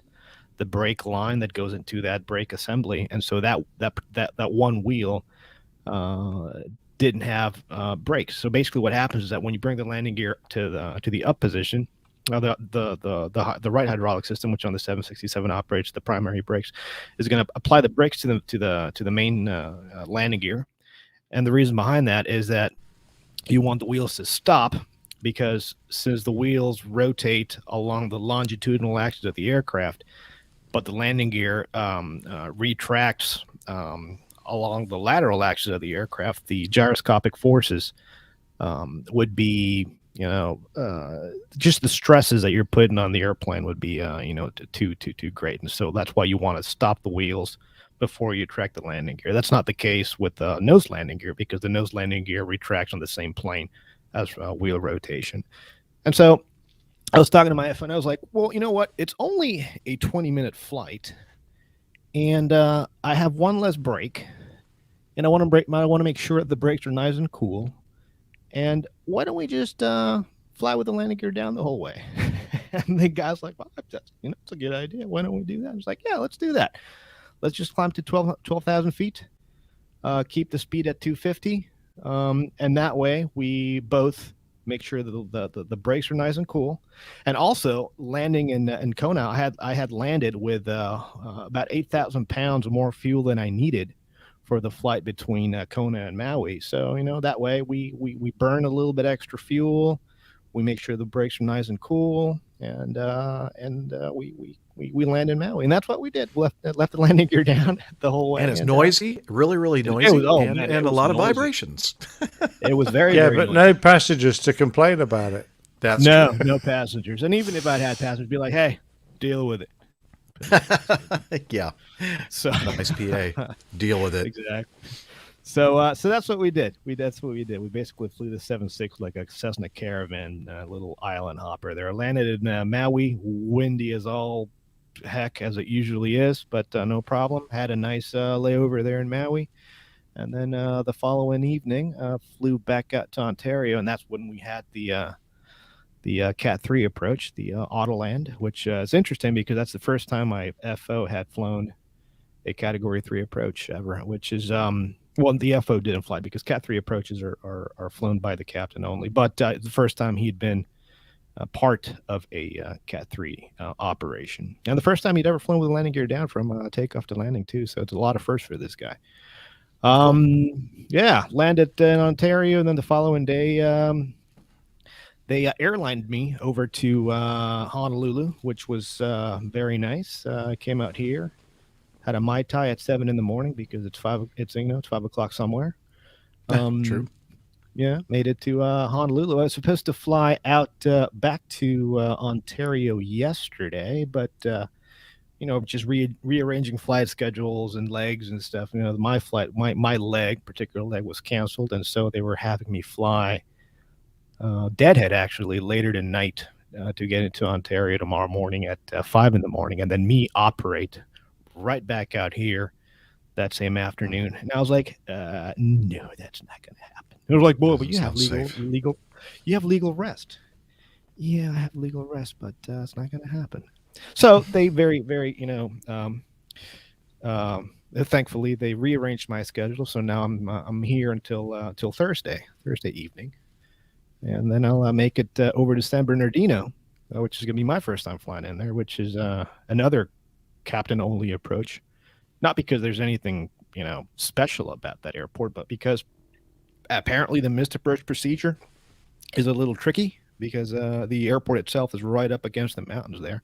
So you only land to the east and you only take off to the west. And so the reason why they're having us fly into San Bernardino that early is because that way the wind isn't really an issue, because we can't on the 76, at least for at my airline, our tailwind limit is only 10 knots. Now the 767 is certified with a 15 knot tailwind, and that difference, that 10 to 15 knot tailwind difference there for our operation is nothing but signing a paper somewhere and paying a couple of $1,000s, which we haven't done yet.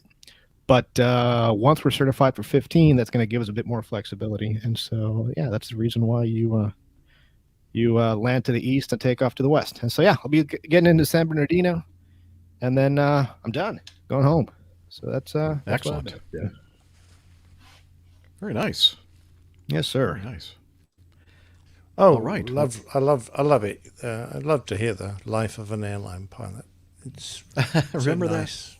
Remember those Yeah, days? No, I don't. No. Yeah. Well, you know what? In a couple of years, I'll be in the same boat, and I'll just listen to other people. What are we going to call the show then, Jeff? Ooh, I was the thinking Airline about that, Pilot Guy actually. Show. The Retired Airline Pilot Guy Show. Yeah. Well, I mean, I'll still be an airline pilot, so it'll There you go. That's very true. Yeah, and Steph is not an airline pilot, and she's still on the show, so I say just leave it. You know what? I wouldn't put it past her to get the 1,500 hours and just for the hell of it, go out and get hired on. What? As You mean- yeah? You think at that some she'd do airline something more than she's already been doing? I mean, exactly. come Just for the cast privileges, and I tell you, I just knowing her, she'd do it. She'd do it. Would and not she'd surprise be, us. and she'd be good at it too. on. Well, you know what? absolutely. Since we're already talking about Steph, we might as well jump to her section of getting to know us. And you're thinking, well, wait a minute. She's not here. How can we do that? Well, I'll tell you how. We can play this audio right here. Right here. Oh, hang on. Well, where are we? We are not in a bathroom, I can tell you that. This is Hillel. We are at the Beer Authority in Midtown Manhattan because our Dr. Steph has finished the New York City Marathon. And we're here to celebrate that and to hang out. So we're having ourselves a little meetup. I'll let each person introduce themselves. And so first of all, congratulations to Dr. Steph. And she did great. We had some pictures of her. Hopefully they'll be in the show notes. And I will pass it on to the next victim of our little meetup. Hey guys, this is Laura Davis, hanging out in New York City for a long weekend to see Dr. Steph run and meeting up with these lovely people, having a good time. And yeah, it was exciting to watch, my first time watching a marathon, and really happy to have the experience and get to meet Dr. Steph finally in person. So, yep.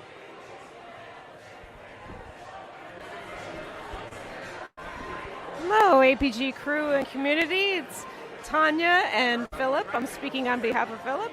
It's just so great to be able to cheer on Steph for the second time in the New York City Marathon here in our city. It was a blast. She kicked ass. And it was so great to see Hillel and Laura and Dave. And we just had a wonderful time. And now we're having a beverage, of course. And we're having a great time, and it's just so great to see everybody after so long, after this pandemic. So, wonderful time, wonderful people, and cheers, everybody. Hey, everybody, David Abbey, and it was great to watch Dr. Steph in her second New York City Marathon, and it's so impressive what she does all the time, marathoning, skydiving, piloting. The grass does not grow under her feet. But anyway, it's a great get-together this week in New York City. Great excuse for Hillel and Laura to come to New York City and other people to come watch her run. Well done, Dr. Steph. Yeah, maybe. Let's see. And next is my good friend John, who I know from growing up, and was nice to come out and watch the race. Hi, this is John. I just completed my third New York City Marathon as a spectator, and it was exhausting, as usual. And it's really nice to be here, and congratulations to Dr. Stephanie, who... Thank you. Oh, that's all we're getting from John. That's all right. Dr. Steph here. I do just want to say that I am so humbled that all of these wonderful people came out to watch the marathon today. They certainly didn't have to take time out of their day to do so. Special shout out to Laura and Hillel for, really traveling pretty significant distances to be here. It means a lot to me, and I know it's a nice day in the city, and I hope they had a good time and had fun hanging out with everybody. But it was really nice to have their support out here, and it certainly doesn't take away anything either from our locals, Tanya and Philip and Dave and his friend John. They were all out there on the course, and they posted up at some spots that are notoriously difficult. So knowing that they were out there and then being able to see them was a huge boost of adrenaline and confidence, and gave me the motivation to keep going when it was definitely hurting and definitely a tough spot. So I really appreciate all of you guys. Thank you so much for being here today. Really nice weekend on top of it. The weather was gorgeous. Nice fall weekend here in the city. And even more than that, the conversation, the chance to hang out, enjoy some good food and beverages together in each other's company is second to none. So thank you all again. This is amazing. I know that has not a lot to do with aviation, but there was some good aviation conversation that happened this weekend as well. So we didn't, leave that out completely. But anyway, we're going to wrap up our drinks and food here. So I'll throw it back to you all in the studio. Catch you soon. Thanks, Dr. Steph. And yes, the Beer Authority is the very same place. We're actually almost, I think, in the exact same spot as we were sitting last time we were here. Many, many moons ago, when people like Nick were still flying and coming to New York and visiting B&H. But in any case, it was great to see everybody. Day trip to New York was great fun, and it was always great to cheer on Dr. Steph on yet another amazing accomplishment. So back to Jeff and everybody else in the studio. Thanks, Hillel. Great report, and so good to see our community getting together, especially now that the pandemic seems to be tapering off a bit, and it was so cool to I wish that all of us could have been there to cheer Steph on yet another marathon. Uh-oh. What's up? I'm hearing something in one of my channels. Okay. Go ahead. I guess it's not on the on StreamYard. No. I was going to say, it's lovely to hear, Steph. Great to hear that they're back in the Beer Authority, because it was just up from the New Yorker hotel where I used to stay and had one of our very first meetups there. All these strange people coming and drinking beer and talking airplanes, and of course all those strangers have now turned into very good friends. So absolutely brilliant. I remember that very well. Yeah, that was a lot of fun. A lot of memories from that place. And congratulations to Steph. She broke 4 hours, I gather. Yeah. 3 hours, 59 minutes. And apparently those last 4 miles are a real killer. So well done, Steph. Fantastic finish. Good job. Absolutely. Rock star as always. I wonder if Hillel was in his bathrobe and loofah. It sounded like he had a loofah in hand there. So no, I think he started off by saying that he's not in the shower, which is kind of unusual, I have to admit. Yeah, it is. Yeah, absolutely. Yeah. So can someone help me out? The pit was a close-up picture of Steph doing. I think what's she got in her left hand? What's that funny-looking? Let's see. Thing. I think it looks like I don't know. Here, let me put that back on there so everybody can look at it and scrutinize. I'm just wondering if there's some runner out there that knows what this technical device is that she's got. It looks kind of like a hat. I don't know. I was just curious. It's not important. It might be some kind of drinking, like. Oh, it looks like some kind of it looks like some kind of like ladder a bladder with with an, I guess. A mouthpiece? Yeah. Oh, well. Yeah, or something they call goo or something like that. I don't know. Runners talk about this sort of thing.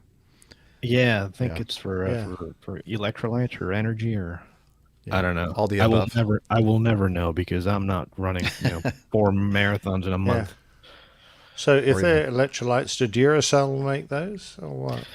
Yeah, you can either drink that or eat a couple batteries, and it has the same effect. Yeah, And it if makes your they're- eyes light up. Yeah, and if they're Energizer, you just keep going and going. And Yeah, going. yeah. But only if you're a bunny. Yeah, exactly. Yeah, you got to have a fluffy bunny tail, otherwise it doesn't work. Well, Nick, how have you been, sir? I've been pretty busy actually trying to get this plane tail done. But I did have some help from someone. I'd just like to give him a shout out. Nia Bendov from Israel, who first of all suggested this week's plane tail and then said, there is an interview with the pilot involved that, you might be interested in, but it's in Hebrew. So he said, if you want to get together on, WhatsApp or whatever, we can have a chat and I'll translate for you, which was absolutely fantastic. So I spent Sunday afternoon, spent an hour yakking away to Nia. Nia is the same guy who told me about the plane tail I did, 007, the MiG-21 that the Israeli intelligence service managed to arrange for the pilot to defect, and they escorted him into Israel when the MiG-21 was, the new kid on the block, the great aeroplane of its time. And the Israelis got hold of one, and that's how the Americans first got hold of one, because the Israelis lent it to them for a while so they could have a play with it. So Nia has been instrumental in helping me out with a couple of plane tails, and both that MiG-21 and the aircraft involved in tonight's plane tail, he's seen them both in the museum over there. Wow. So I think it's fantastic. Anyway, so thanks very much to Nia. And just a reminder, the 500's coming up. The days are starting to tick down. I've still got around 10 places available in Farnborough. And just to remind you, it's such a good deal because we're going to have a look around the museum beforehand. There's going to be, a few adult beverages and a bite to eat if, you get hungry while we're doing the show. And then I'm sure we will settle back somewhere afterwards and have a beer and chat. We've got a great panel at this end of the Atlantic. So praying Captain Al will have time off. He's bid for time off. But we've got Captain Nige. We've got Adam Spink from Heathrow Air Traffic. We've got Pip coming, but, with Pip, you take what you get. Okay. But basically, no, I'm only kidding. And, of course, we've got the fantastic Neville. And I don't know if any of the others of PT UK guys are going to make it, but there is an invitation for Nev +1. Yep, yeah, that's right, Neville. We're getting together back up at Farnborough on the 18th to have a test run with the equipment, make sure it all is going to work up there. So I'm really looking forward to it. So if you were thinking of, I think I should be able to make that, you better start, writing in those emails. And don't forget, if I get more than 25 that we've got room for in the audience, then it will be down to who's given us the best suggestions for which little bits of past shows that you'd like to have included in our retrospective. So just bear in mind that it'd be really useful if you give a time and a show number, because we're flat-strapped trying to organise all this and trying to dig out these things ourselves. If you haven't given us a point of reference, it's going to be really hard. So if you could do that, it would make life so much easier. Yes. Very good. Oh, and I just wanted to mention, I saw your interview with Ant Pruitt about the pet photography. Ah, man, yeah. that was phenomenal. I had no idea there was so much involved with pet photography, and I really enjoyed the. Well, that's kind. Isn't Ant a content. wonderful bloke? Oh, I absolutely. thoroughly enjoyed chatting Absolutely. to him. He's so generous with his praise as well, because I didn't deserve half of what he said. But funnily enough, I did a pet shoot with a lovely old Hungarian Vizsla over the weekend. And he's 10 or 11 and still bounding around like a puppy. They're just absolutely great. So I'm still working through those pictures actually. So I've got to try and produce that gallery by the end of the week. So, I'm spending too much time in front of this damn computer. Yep. But thank Liz you, is saying, Greg. That's very kind of you. You have Thursday off, Liz is saying, so now you have some Yeah, you do have Thursday off. Yes, that's very true. Yes, no excuse. Hey, mystery solved. Tanya, who was at that meetup of APG people in New York, said she did. This is talking about what that item was that Steph was holding in her hand. Said she did take off. What did she her go hat around off as a at that chicken? point. I don't know. It's a Is very that her bright, chicken hat? interesting looking hat. But I guess she's scrunching it up and changing the shape of it or something. I don't know. Okay, I thought it might be a rooster's hat.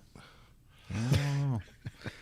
All right. Earlier I had mentioned that, and I teased it a little bit, that somebody in our community had modified one of our little jingles based on that go-around at Newark. And so let me play the Hudson Rhodes is his name. Hudson, thank you very much for doing this. This is very cool. You can always go around. Get up. If it don't look right coming down. Touch your feet. Don't wait until you're sideways, baby, sliding on the ground. You can always go around. Get the power back. I know better.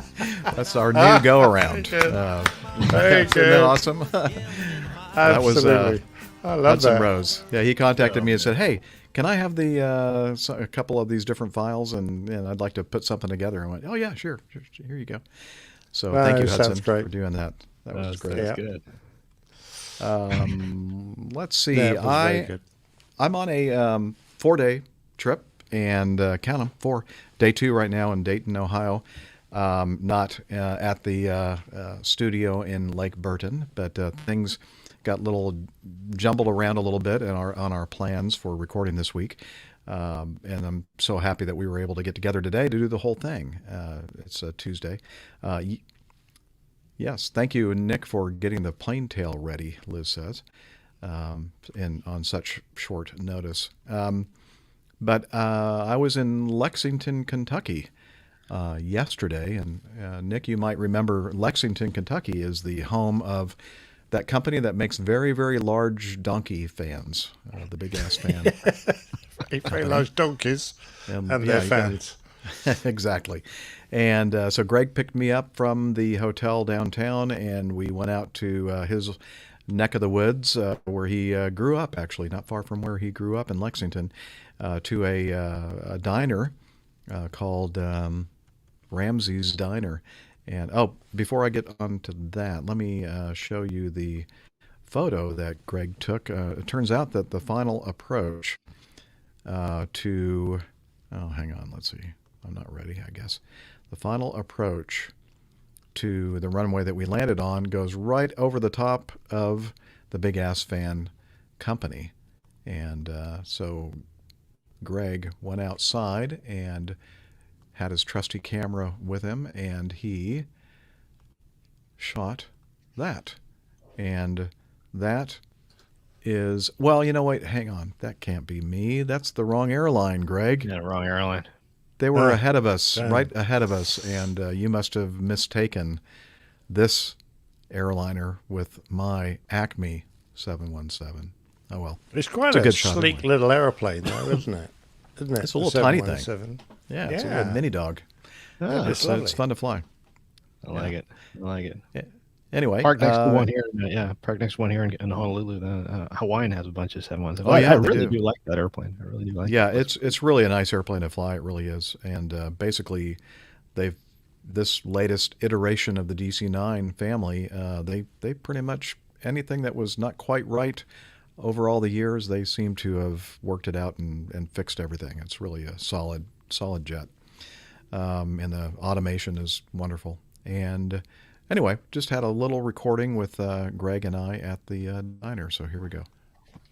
Who's that bloke with the moustache? Hey, gang. waving? I'm with Greg BAF Peterson at the Ramsey's Diner.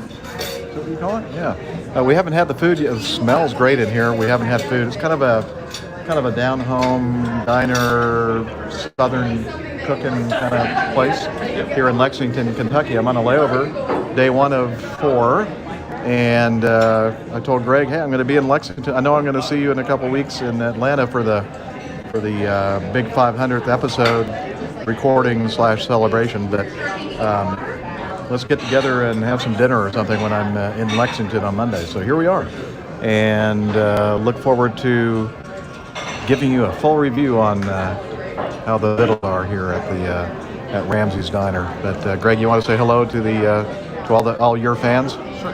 Hey everybody, it's glad to have Jeff here in town.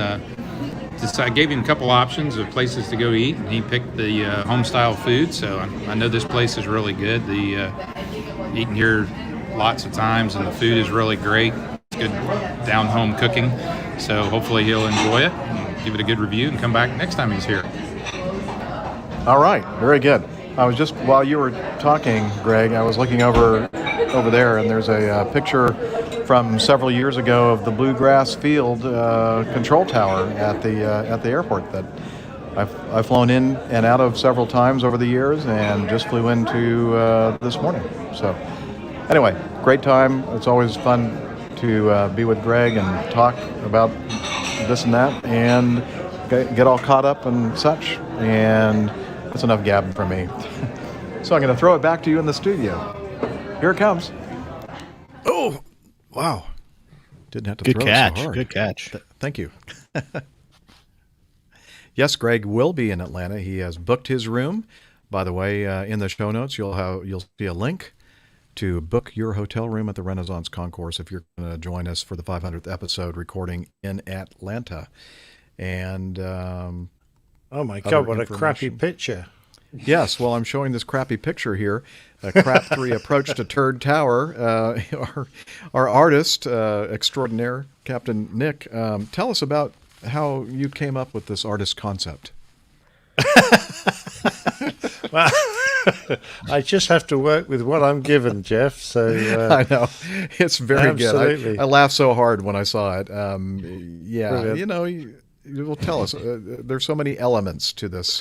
We needed an excuse for the airplane to dump all its crap on Heathrow, so we need a 5G signal messing up with its radar, so that pilot's holding his phone, and there are all sorts of 5G warning signs around, so that's why a guy's done go around, and of course he's emptying his toilet at the same time, which sadly is landing on Adam Spink.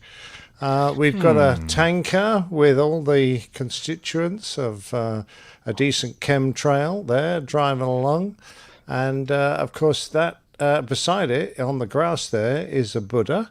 If you remember, we were talking about saying a little prayer before we go fly. Reminds me of Air America.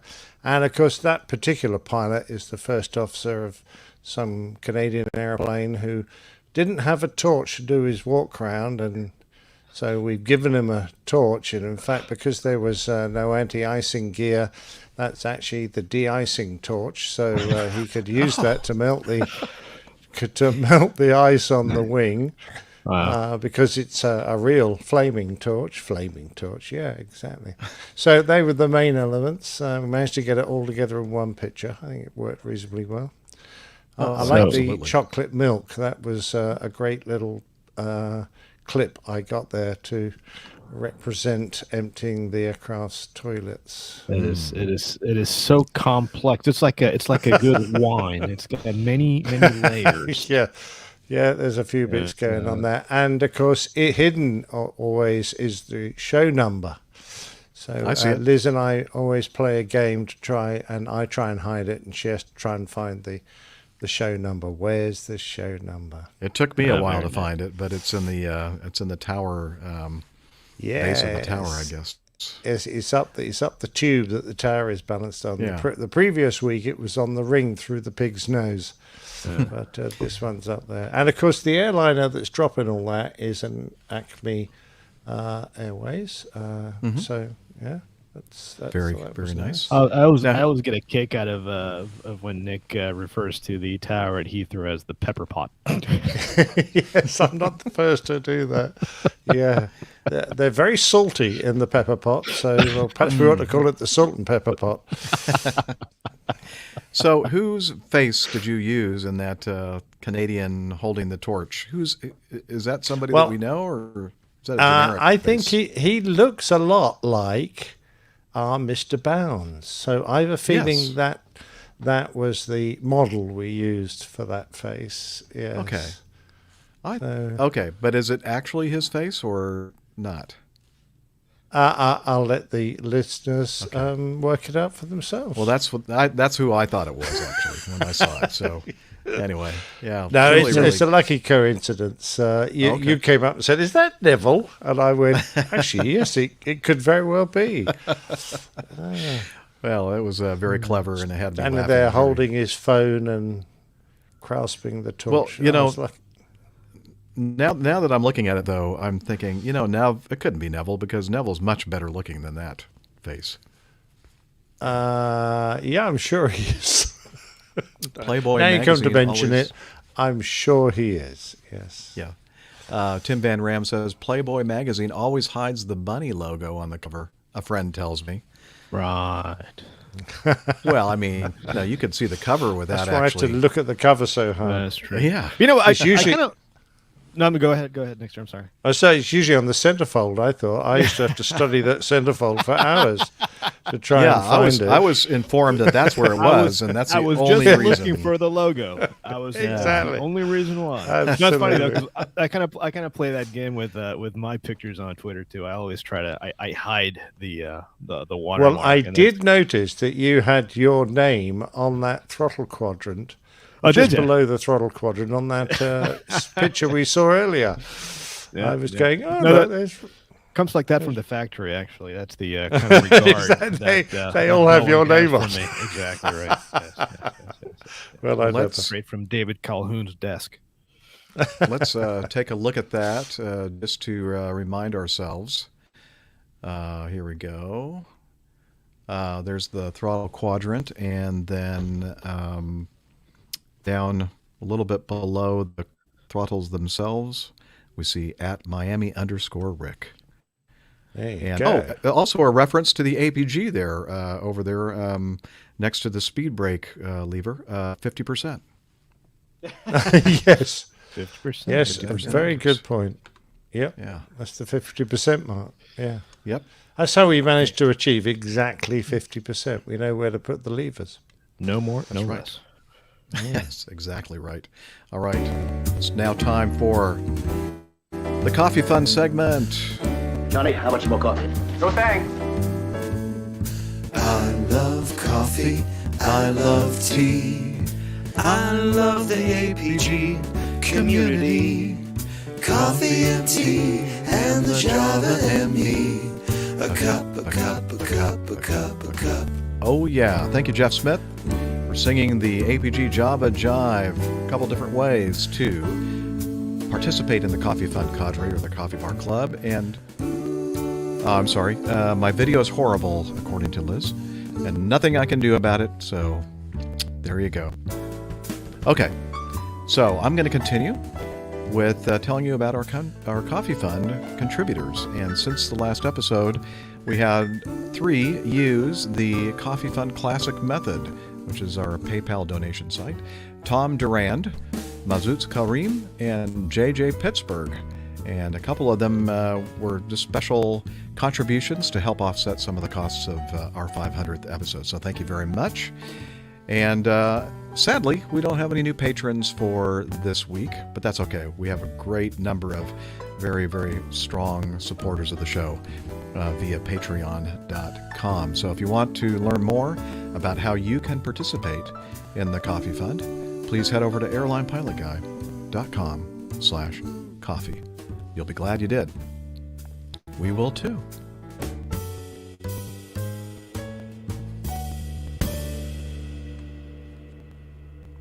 Okay, we now are going to continue the show. And normally we go to feedback, but we're right at about the point now where it's time for this week's installment of the Old Pilot's Plain Tales.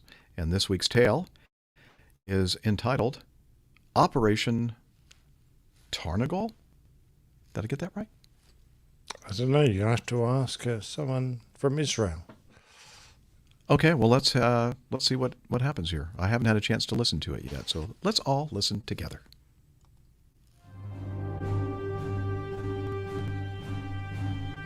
The Old Pilot's Plain Tales. Operation Tarnagal. The Soviet-made Aleutian transport was quietly motoring west, away from Damascus at 1,000 feet, out over the Mediterranean Sea. For the high-ranking Egyptian officers on board, the flight was comfortable enough. The lights in the cabin were turned on so that people could walk around and talk.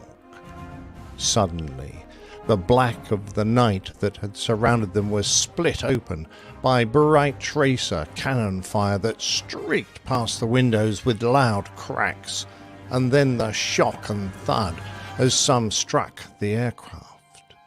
The lights were all extinguished, so in the dark, tense and alarmed, everyone waited to see what would happen next. It was the 24th of October 1956, and the first shots in a war had just been fired. But to understand a little more of why this unarmed transport was being attacked, we need to go back a little over 100 years. The story begins when Ferdinand de Lesseps, a French former diplomat, persuades the Viceroy of Egypt to permit the construction of a shipping canal through 100 miles of desert between Africa and Asia. The trade route from the Far and Middle East to Northern Europe was long and dangerous. It took thousands of miles as it wended its way around the continent of Africa, the southern tip of which saw two vast ocean currents meet in a tumultuous cauldron of mountainous waves and fearsome weather. The Frenchman's suggestion was to form a company to construct a canal that would join the northern end of the Gulf of Suez to the Mediterranean Sea. Passage through the 120-mile-long canal would save ships some 5,500 miles, and the charges that could thus be levied would be considerable. Construction took some 10 years, and the cost was shouldered between France and Egypt. However, large debts built up by Egypt required them to put their shares up for sale, and Britain purchased them for £4 million. This new route gave the British Navy and merchant vessels a shortcut to its empire and to the oil fields of the Persian Gulf, so Britain was at pains to protect it. During the First World War, 10,000 British troops beat back the Turkish army, an ally of Germany, and drove them deep into the Sinai Desert. By 1922, Egypt was independent of Britain, but a provision had been made to allow British troops to remain in the Suez Canal zone to protect this vital asset. In the meantime, Europe again was at war, and for a second time Britain would commit forces to defend the canal, first against the Italians and then the German Africa Corps. The canal was almost lost until Montgomery launched a major offensive at El Alamein, which forced the German-Italian Panzer Army into retreat. In the post-war period, there was an upsurge of nationalism in Egypt. The newly elected Nationalist Party revoked earlier treaties, and attacks on the British garrison protecting the canal soon followed. There were riots in Cairo of an unprecedented scale, culminating in attacks on British property and the expat community.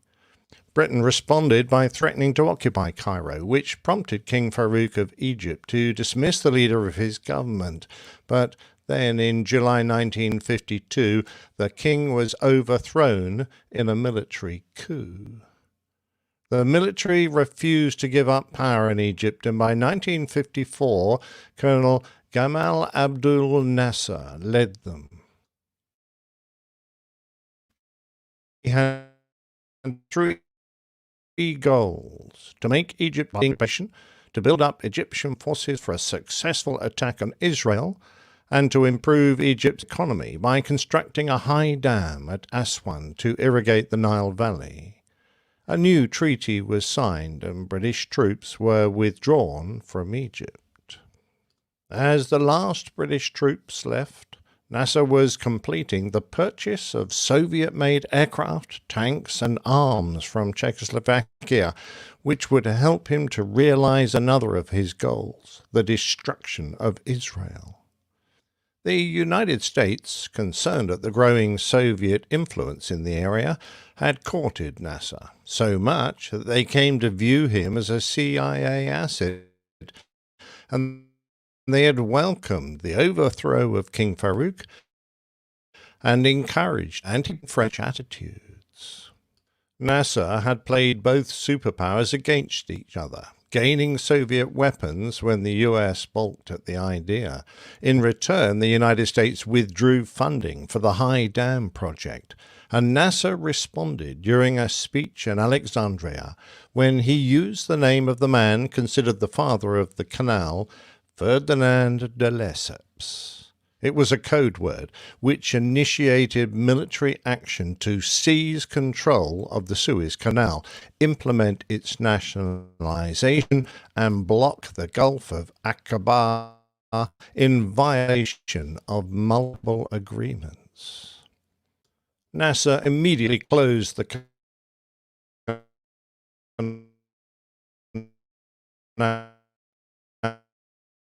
canal to Israel.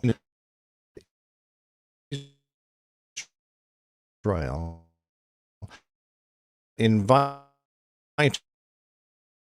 to anger NASA and other Arab nations.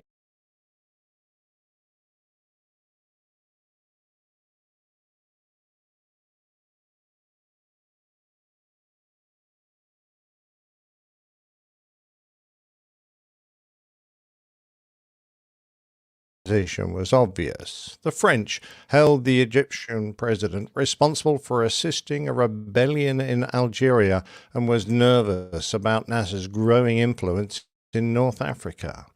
Israel wanted to reopen the canal to its shipping and saw the opportunity to strengthen its southern border whilst weakening a dangerous and hostile state. On the 29th of October 1956, retaliation began. Ben-Gurion ordered his chief of staff to attack Egypt.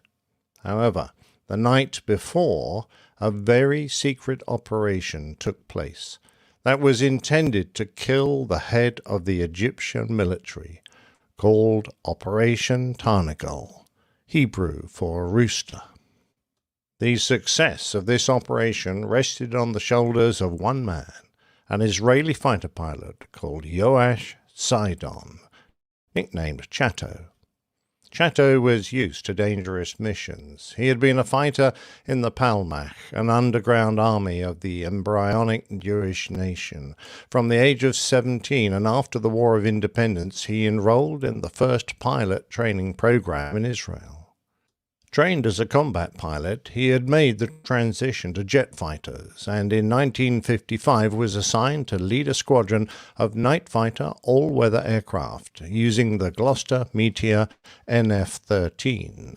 At the time, Britain was the only country who would sell jet fighters to the Israeli Air Force. When Operation Tarnagal was devised, Chatto was in England, completing his night fighter training, but he was urgently recalled to the Israeli Air Force headquarters for a briefing, only to discover that the very next day they would be at war with Egypt. Israeli intelligence had learned that Egyptian and Syrian military chiefs were conducting talks in Damascus and that all the senior staff of the Egyptian Army, Navy and Air Force were participating, including Marshal Abdel Hakim Ammar, the Chief of Staff of the Egyptian Army. Trusted intelligence sources had reported that the Egyptian delegation was due to return to Cairo that very night on an Aleutian IL-14. His mission, Chatto was told, was to bring down that aircraft. The significance was obvious. If Chatto could destroy the transport aircraft, the Egyptian armed forces would be decapitated, left without a military staff and a supreme commander on the eve of a war. The outcome of the entire campaign might hinge on his success. The head of the Air Force, Colonel Shlomo Lahat, told Chatto that he should get airborne in his Meteor fighter and wait overhead Damascus for the Aleutian to take off, and then attack. But Chatto disagreed. If he were discovered, he could be shot down, and if the target was delayed on the ground, he might run out of fuel waiting. Knowing that the IDF special units would be monitoring communications, he asked if they could advise him when the transport was 30 minutes into its flight and over the Mediterranean, in range of their radar units. He would then launch and intercept it. His commander looked at him in surprise, but eventually told him to do what he thought was best. Chatto knew it was going to be a difficult mission, so he insisted on having the best navigator he knew, Shibi Brosh. Before long, he had been flown to Ramat David Air Base, where his fighter sat waiting with Shibi, already doing the flight preparation. Night fell, and at around 10:30 the news came that their target was airborne and being tracked towards the coast. It was just inside the Meteor's range and heading for Cairo at 10,000 feet. Chatto and Shibi launched into the night. All of Israel was dark, and there wasn't a trace of moon in the sky. With their cockpit lights on red and turned down to a glimmer, they headed out, listening to their controller guiding them to the intercept point. Then came the first problem. Chatto's drop tanks weren't feeding into the main tanks, and just like that, they'd lost 700 litres of fuel. They were now useless dead weight, so he jettisoned them into the black ocean below. Then came Shibi's excited shout, "Contact!" His radar had the target only 3 miles away, same altitude. He called Chatto into a turn and slowly and carefully brought him in behind the Aleutian, but despite Chatto's keen eyesight, nothing could be seen in the inky darkness. The careful instructions continued. 11 o'clock, 700 feet, descend 500. Then, as Chatto strained his eyes slowly, he began to make out a dark silhouette, and then the faint glow of red-hot engine exhausts. "Eye contact," he reported. His commander replied on the radio that he wanted a confirmation ID of the target. "Confirm beyond a shadow of a doubt. Understood?" Chatto acknowledged, and with the utmost care, as his airspeed was very low, he manoeuvred to the side of the transport until he could see into the windows. They were large and square, unique to the IL-14, and in 2 rows on the side of the cockpit. What's more, inside the cabin, he could see people in military uniforms walking in the aisle. He had now used up an extra 10 minutes of precious fuel, but he had confirmed the identification. "You're authorized to open fire, but only if you have no doubt whatsoever," came the reply. Even with his flaps down, Chatto was still very close to stalling, so he gingerly maneuvered back behind his target, lined up the sights, and fired. As his 20mm cannons bellowed, all hell broke loose. He was immediately blinded by streaks of intensely bright magnesium burning in his ammunition as it streaked away. Someone had loaded his aircraft with tracer rounds. Simultaneously, his Meteor flicked onto its back and began to gyrate downwards. He was spinning. With his night vision ruined, he fought to get back onto an even keel and clamber back up. What had gone wrong? The NF-13 night fighter Meteor, with its large Westinghouse air intercept radar in the nose, left no room for the weapons there. As a consequence, the 4 Hispano cannons were repositioned well out on the wings, outboard of the engines and a long way from the centre line of the aircraft. When Chatto fired, the left cannons had roared into life, but on the right side they failed. Being so close to the stall, the uneven force had stalled and yawed the Meteor into a spin. Clambering back up to 10,000 feet, although the Aleutian was now dark, Chatto could see flames coming from its left engine, and it was flying much slower. When he was only 100 feet away, even with his restricted view, Shibby in the back realized he could see both wings of the Aleutian. "We're going to hit it," he cried. His shout probably saved them both. At the last second, Chatto squeezed the trigger again and suddenly found himself in the midst of hellfire. His shells exploded into the Aleutian, barely a few feet from the muzzle of the Meteor's cannons. Fire engulfed the Egyptian plane, shooting across it at the same instant that an explosion transformed it into a fireball. Flaming debris flew past the Meteor, and the burning Egyptian plane spun and dived, but so did the Meteor. Both aircraft plunged down. A fireball and a Meteor spun one beside the other, Chatto recalled, both out of control, as if performing a sickening, surreal dance. This time it took him longer to regain control, barely 1,000 feet above the ocean. As he finally raised the nose, he saw the Aleutian smash and explode into the waves of the Mediterranean. Climbing gratefully back up away from the sea, Chatto and Shibby reported their kill. His commander wanted to be sure. "You saw it crash?" "Affirmative. It crashed." Then Chatto glanced down at the fuel gauge and was horrified. "I'm low on fuel, very low," he said. "Give me directions to the closest base." A radar unit found him and gave him a heading to fly. "I'll fly in that direction as long as I have fuel," Chatto replied. The Meteor crew faced a dilemma. With no ejector seats, they would have to bail out manually, so would need a couple of 1,000 feet to be sure. Once they were below that height, if the engines ran out of fuel, they were going to have to ride the crippled aircraft to the ground. The fuel gauge dropped to 0. 1 minute, 2 minutes, 3. Suddenly, Chatto could make out the lights of the Heathrow runway, which had been turned on for him despite the blackout. He eased down towards the tarmac and touched down.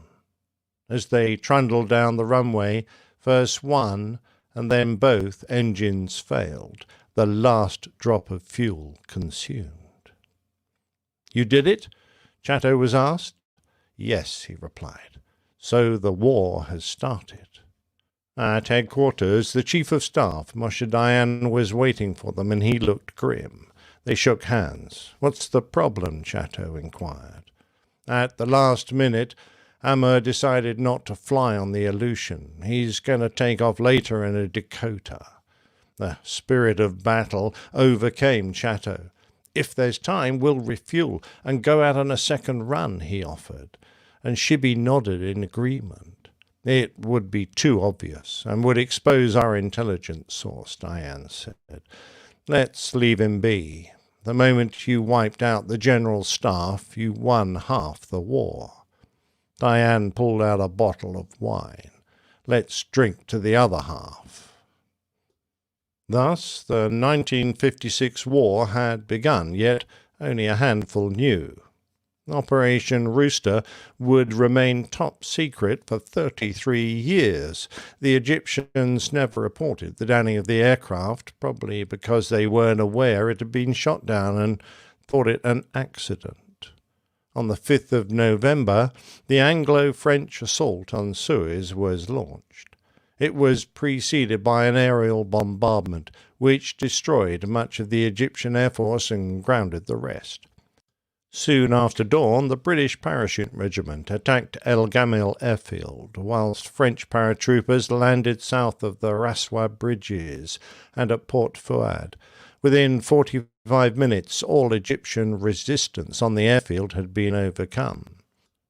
Very soon, more objectives were attacked by Royal Marine Commandos, together with British and French airborne forces, supported by British tanks, which soon defeated the Egyptian forces, capturing men, vehicles, and many of the newly purchased Czech-manufactured weapons. The attack was a complete military success, and the canal was secured. Politically, however, the intervention in Suez was a disaster. US President Eisenhower was incensed. It was his belief that if the United States were seen to support the attack, the resulting backlash in the Arab world might win them over to the Soviet Union. World opinion, led by America, eventually forced Britain and France to withdraw their troops, but Israel refused without guarantees being agreed. His health shattered, facing opposition from the British people, and with his political credibility irrevocably damaged, Sir Anthony Eden, the British Prime Minister, resigned. The French Prime Minister survived longer, despite fierce criticism, and his government finally collapsed in June. Nasser, on the other hand, would remain in power for a further 14 years until his death from a heart attack in 1970.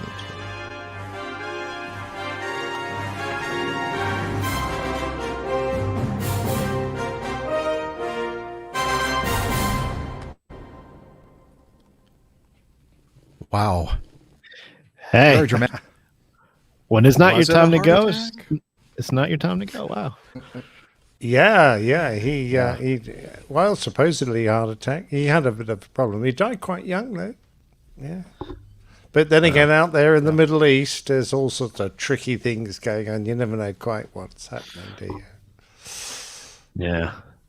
But the Suez Crisis was an absolute disaster for the UK. I mean, not for the military. They did a great job. They did exactly what they were asked to do. But I think our government completely misinterpreted the reaction that the United Nations, and in particular America, would have to it. Not that it made a lot of difference, but at the time, we'd had a major asset nationalized, against all these treaties that had been agreed to by a government that was in power because of a military coup. I think we felt, and so did the French and the Israelis, felt justified, but the rest of the world didn't see it that way. But there you go. I think my one of my favorite stories of the Suez Canal was that how it was actually the British who went across it first, and it was supposed to be the French. So the it opened under French control, and it was the procession to go across the canal was headed by the Imperial yacht Eagle, and HMS Newport was right behind it under the command of Captain George Nares. And so the night of the celebration, everybody had a great time, and the crew of the Eagle had, they were all, asleep, trying to sleep off all the celebration.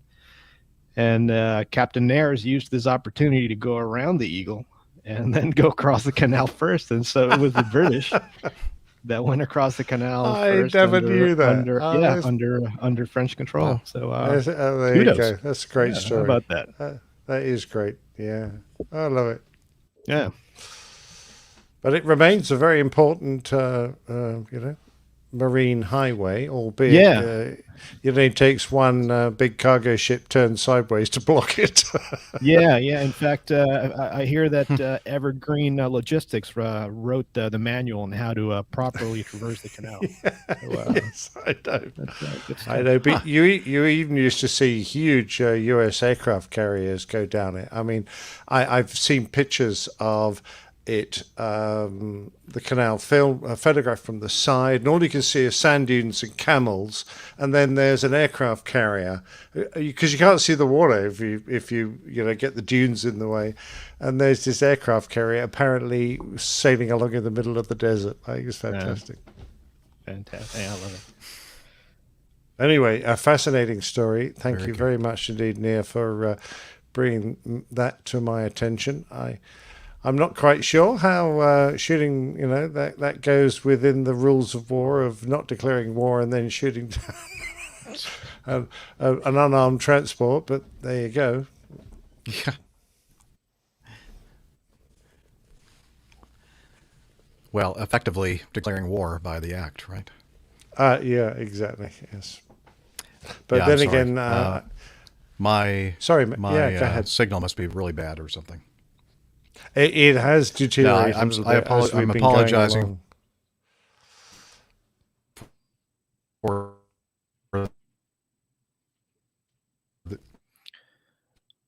Yeah, we're gonna need the recording for this. whatever. Yeah. Yeah, you're breaking up quite badly now, Jeff, I'm afraid. Right. Oh. Okay. All right. can Jeff's you hear me? gone to audio only. Yeah. Are you there, Jeff? I hear you. Okay. There you go. Okay. Yeah, I'm there, but I turned off my video just to save some bandwidth. Yeah, that's But a lot that's not gonna smoother work now, for the and you rest of the sound show. good.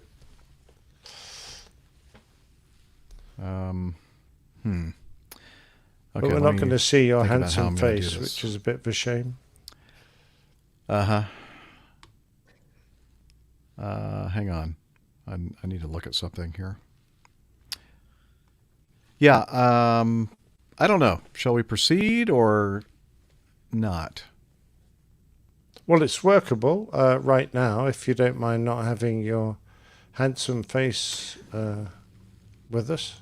Okay, well, thank you for your kind words regarding my looks.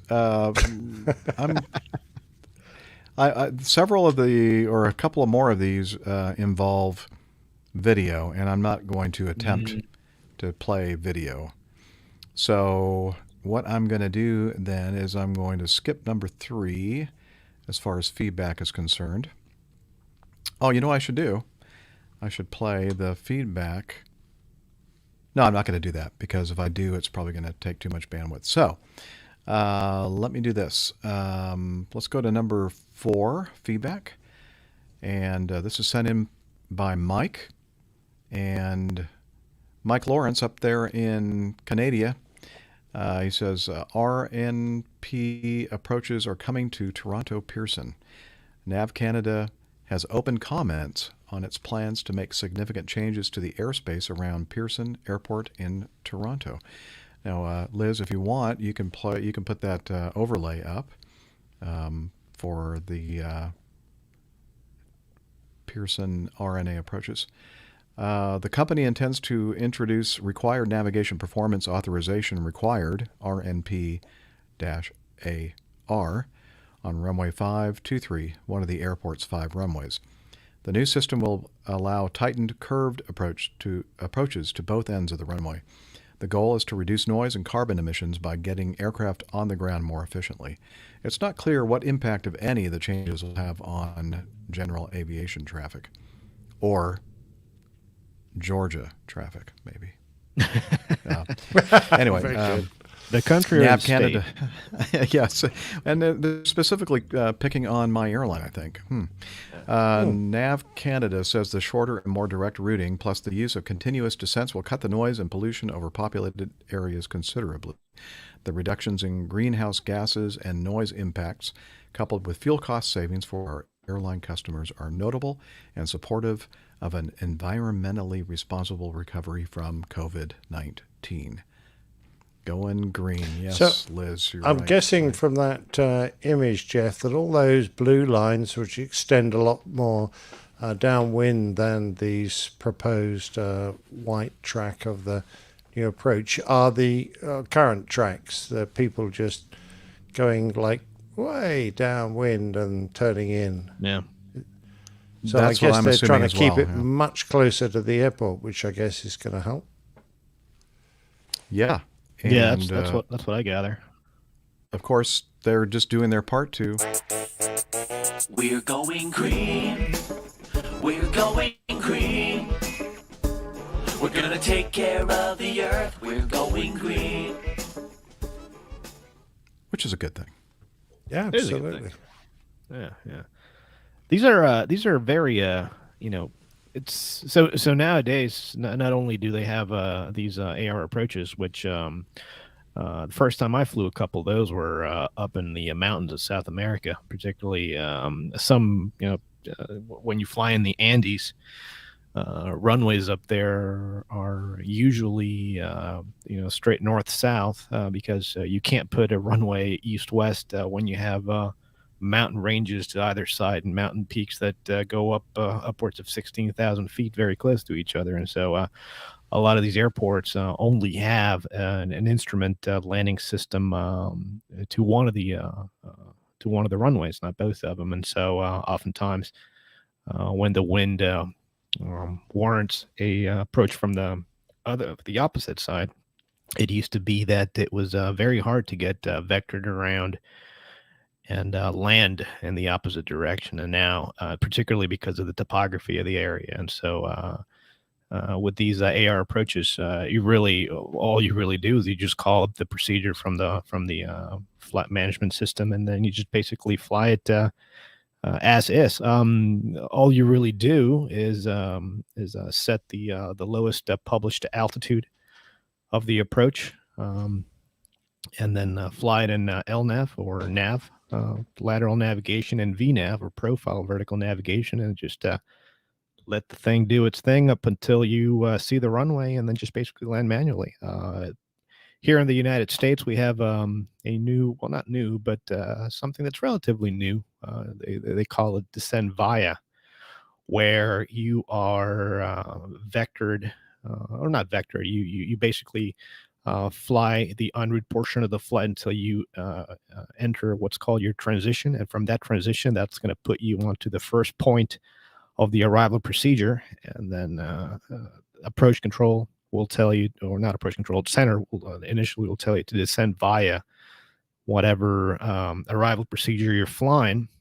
And really all you do is set the lowest altitude of that arrival procedure, and the points that define the procedure and the altitudes at which you have to cross each of the gates is codified into the FMC. And again, you fly the procedure on LNAV and VNAV, and that cuts down on radio chatter, and it also streamlines the arrival procedure into the more some of the more busy airports around the country here.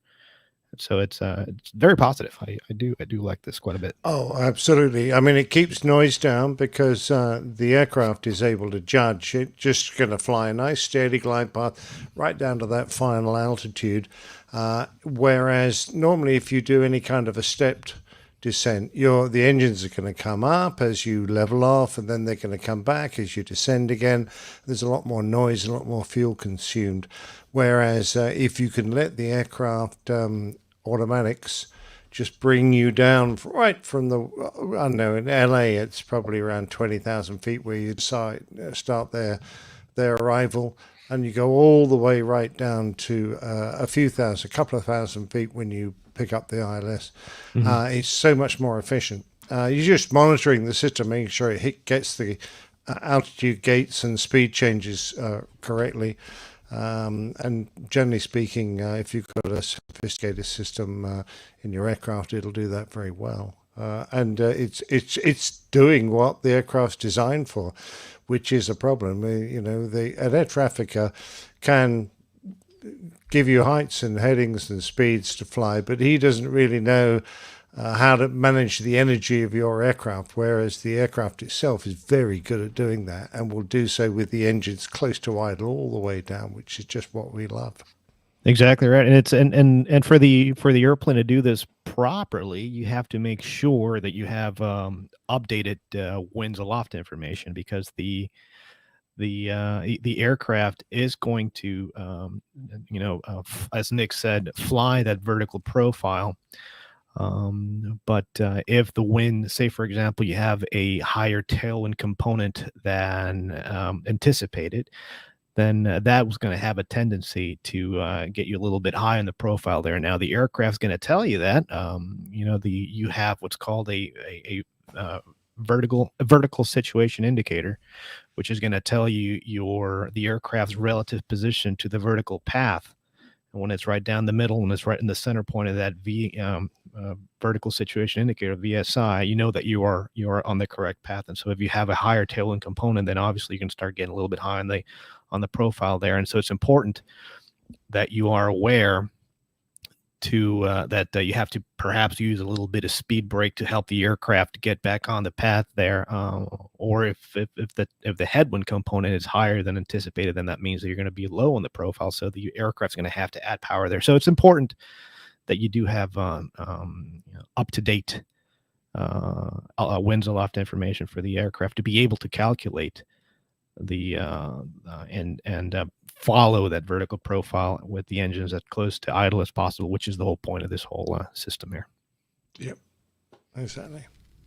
Well, very good. Can't wait to see how that impacts the flow of traffic at Toronto Pearson. Continuing on with number 5, I've been enjoying, this is from Tom, I've been enjoying your podcast for the past couple of years. I made a donation today. He was one of the ones mentioned in the thanks, Tom. APG Classic Fund. I wish my dad were still around. He played an important role in the early days of aircraft carrier landings. His documentation has been translated into many languages now, including Chinese. He also was a program manager at Hughes Aircraft for, among other things, the F-18 Weapons Tactic Trainer. I later joined the program after his retirement as a software engineer. He had a real soft spot for our military. I think he would have tremendously enjoyed Captain Nick's plane tales. I do not know much about flying other than landing an F-18 on an aircraft carrier using ILS in a simulator. That's a fair amount. With help from someone standing outside the cockpit. But I enjoy learning from your show, and everyone's optimism and enthusiasm is catchy. Oh, I'm walking distance from Los Angeles International. My wife and I have walked to our flight a couple of times. I bicycle past the In-N-Out that you guys occasionally talk about, the In-N-Out burger. Let's see. Anyway, this donation is for Tulvio, my dad, just about the only Tulvio in the world, save the tulip/violet hybrid that seems to have come around in the past few years. Oh, I've never heard of that, actually. But again, that's Tom Durand. And thank you, Tom, for your donation to the Brilliant. Coffee Fund. And thank you for sharing that information about your dad. Absolutely. If he was anything to do with the F-18, I have great admiration for him. Very nice. Now, I kind of wish that I could share the screen, and I'm afraid to do it because I'm afraid the bandwidth is going to go down the tubes. But this next one is some feedback from Liz. You ever heard of her? Let's see. It has to do, it's the travelupdate.com is the source. One of the most demanding places to land in the past was Hong Kong's Kai Tak Airport. Arriving on runway 13 demanded that aircraft fly until they sighted a checkerboard painted on a hill. Then pilots took manual control, performing a right-hand turn at low altitude to reach the runway. Now, we've heard Captain Nick talk about this approach and landing to the old airport in Hong Kong many times. It says buildings up to 6 stories high were in the area, and flights were so low that passengers could clearly see televisions on the apartments as they passed by. Since the closure of the airport in 1998, the checkerboard has been left to dereliction until now.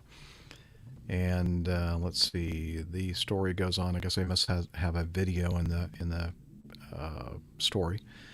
Let's see. After the closure of the airport, the checkerboard was no longer needed and was left to decay. The years of weathering took its toll until it was a shadow of its former self. Happily, the powers that be decided to restore this Hong Kong landmark, which will be good news to aviation people and citizens of Hong Kong. And in the article, there's a couple of pictures here of this bright brand spanking new looking checkerboard on the hill. Yeah, I love that, and the fact that the flat top on top of the checkerboard was where the IGS aerials were. So normally you'd have aerials of an ILS, instrument landing system, at the end of your runway. Well, they had the same aerials on top of the checkerboard, but because it wasn't a landing system, it was just a guidance system. It was called the IGS, but basically it was an ILS that, if you continue to follow it, you'd smack at the top of the checkerboard. That's not good. So before just before you got there, hopefully you caught sight of it and whipped the airplane into a nice, neat right-hand turn and rolled out a couple of 100 feet on short finals for 1-3.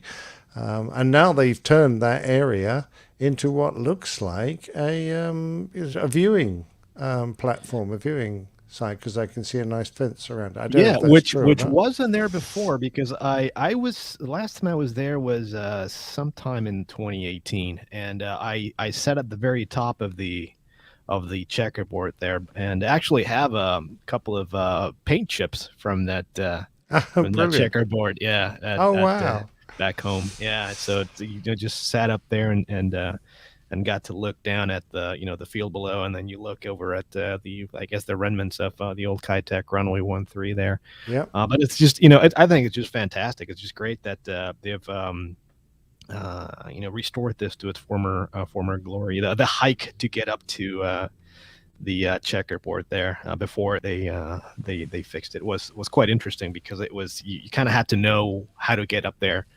And it was quite a clamber. Yes. Yeah, exactly right. And it was you'd go on the way I found out. I finally made it up to the top there. I got on some message board somewhere from expat pilots. He would tell you, what street to walk up, and then where to make your turn, and then how to get up there, because it's not it's not a well demarcated path to get you up to the top, but it's one to get up there and you sit at the top of the checkerboard, and you get a commanding view of Hong Kong, and then a beautiful view of Kowloon down there, and that just makes me so. The only thing is that I always say I was born 50 years too late, because I wish I'd been able to fly those approaches back in the days of the old 707s and VC10s and DC8s and stuff. But well, at least the checkerboard is there, so that's nice. And those old A340s, and you can see in the background Lion Rock, which is the I think it's that. I'm pretty certain that's it, because it's the ridge line in the background is supposed to resemble a lion's head, but. Yeah, absolutely fabulous area. But you can see the sort of terrain. If you're heading for that checkerboard and you don't get it right, the go-round, was very dangerous, because ahead of you is quite a high ridge of rock, and you had to do quite a firm turn to get onto the runway centerline whilst you were doing the go-around, so that you turned into a safe airspace. It was always a very long and careful brief for those of us who obviously were not based there and going there once in a while. It was an interesting approach, and required a little bit of concentration after a sort of 14 or 15 hour flight. That's exactly what I was going to say now. Yeah. I mean, it's all well and good, but it's at the end of a 14-hour flight after flying through Chinese airspace, no less. So it's quite taxing, I imagine. Absolutely. It was always a relief when you eventually got it down, and you'd have many a beer on your way to the hotel in celebration. You know what I found was We're really still interesting, alive. Nick? Yeah, I found was really, really interesting that I had no idea that the hotel where you guys would lay over was the same hotel we would lay over at the Langham place. Oh, right. Okay. Yeah. That's So that was, smart hotel, that one. Yeah. Very nice. Great hotel. Yeah, I used to love that place. Well, Gubby says, I lived my last 4 months in Hong Kong in 1997 under the checkerboard. You lucky okay. dog. I'm trying to think where that you'd have been living, but I suppose in those little bushes and things, Gubby. Yeah. Are you skulking around there? Or? Okay. He was hiding from the law, apparently. He was. He was. My mate Captain Nige used to live up on that ridge. He rented a place up there for a while with a fabulous commanding view of Hong Kong. It was a great spot. Blooming noisy. Yes, it would have been. But worth it. Worth it. Yes, very much so. Oh, Osborne Barracks. Okay, well that makes more sense. Yes, the military barracks. The rock monkeys. What are the rock monkeys? They would probably be the RAF monkeys that listen to rock. Oh. No, the RAF regiment, the Rock Apes. Named so because they used to have a permanent detachment out there on Gibraltar, and supposedly during the Second World War, the tradition was that everyone was worried if the monkeys, the apes that lived on Gibraltar, disappeared, that the island would be taken over during the Second World War, and the numbers got down. So I don't know. Supposedly the RAF regiment dressed up as monkeys and jumped around on the rock for a while, so everyone thought the Rock Apes were still there. I've heard the story. Yeah, a little bit. Yeah, but ever since, the RAF regiment, which is like an infantry unit for airfield defence for the RAF, were called the Rock Apes. Very cool. Big hoofing apes. All right, quickly. Okay. Do we have time, Liz, to do number 7? All right. David sent this in, and the source of this is from BBC. Heathrow Airport. Luggage conveyor belt filled with frozen fish crates. David said, something is fishy here. Passengers estimated at least 100 crates of frozen fish arrived on the conveyor belt in Terminal 5. Now, I wish I could show you the picture here, but you'll have to look at the show notes. Let's see. Becca Braunholtz from Sherborne, Dorset. Well done. Good job. Boxes of sea bass and sea bream were delivered to Terminal 5 of Heathrow Airport on Monday. She just landed after 2200 Greenwich Mean Time, following a family holiday in Cyprus. British Airways said it was reuniting customers with their bags after realizing something fishy was going on. The Braunholtz family traveled back to Heathrow with their family after a holiday in Cyprus. Oh, that's the caption for this photo here. A very happy-looking family. Mm-hmm. She said that when they arrived at Terminal 5 and saw the frozen fish rotating on the conveyor belt, actually boxes of fish. The fish weren't actually rotating on the conveyor belt, but these boxes of frozen fish were. It was just the weirdest thing. She added some passengers were irate at the situation. We thought our luggage was in the second wave of deliveries, but it was just box after box of fish, she continued. And you really do need to see this photo of the boxes, these bright blue boxes of frozen fish going around, and all these passengers waiting no for their suitcases bags. whatsoever. Well, you know what? One. It wasn't that bad because on the carousel right next door, there was they had 100 boxes of chips. So yeah, it was just a bit embarrassing that that day at Billingsgate Fish Market in London, they got all this luggage arrive. Our special tonight, Samsonite and beer. Absolutely. Oh, it's funny. The crates had stickers marked for JFK Airport in the U.S. and contained a mixture of sea bass and sea bream. They were. She believes, Mrs. Braunholtz believes that there were at least 100 boxes of frozen fish on the conveyor belt. She said that when she confronted British Airways staff about the issue, they were perplexed and did not know how it had happened. We just can't fathom why at some point one of the people loading these boxes of fish didn't think, this can't be right. For Terminal 5? It's baffling, she added. Eventually, passengers without their luggage were given claim forms and advised to go home. And eventually they did get their luggage. I'm not sure about what happened to the fish. But that's after they got a box of fish at home. Yeah, they got their luggage and a free box of fish. There you go. There you go. Thank you. And thank you for flying with us. Yes. Wait, what's the thing that you said? Have a sea bass. It was, and thanks for all the fish. What's the thanks thing for all from, the fish. So long, and thanks for all the fish. Hitchhiker's Guide to the Galaxy. Yes, exactly.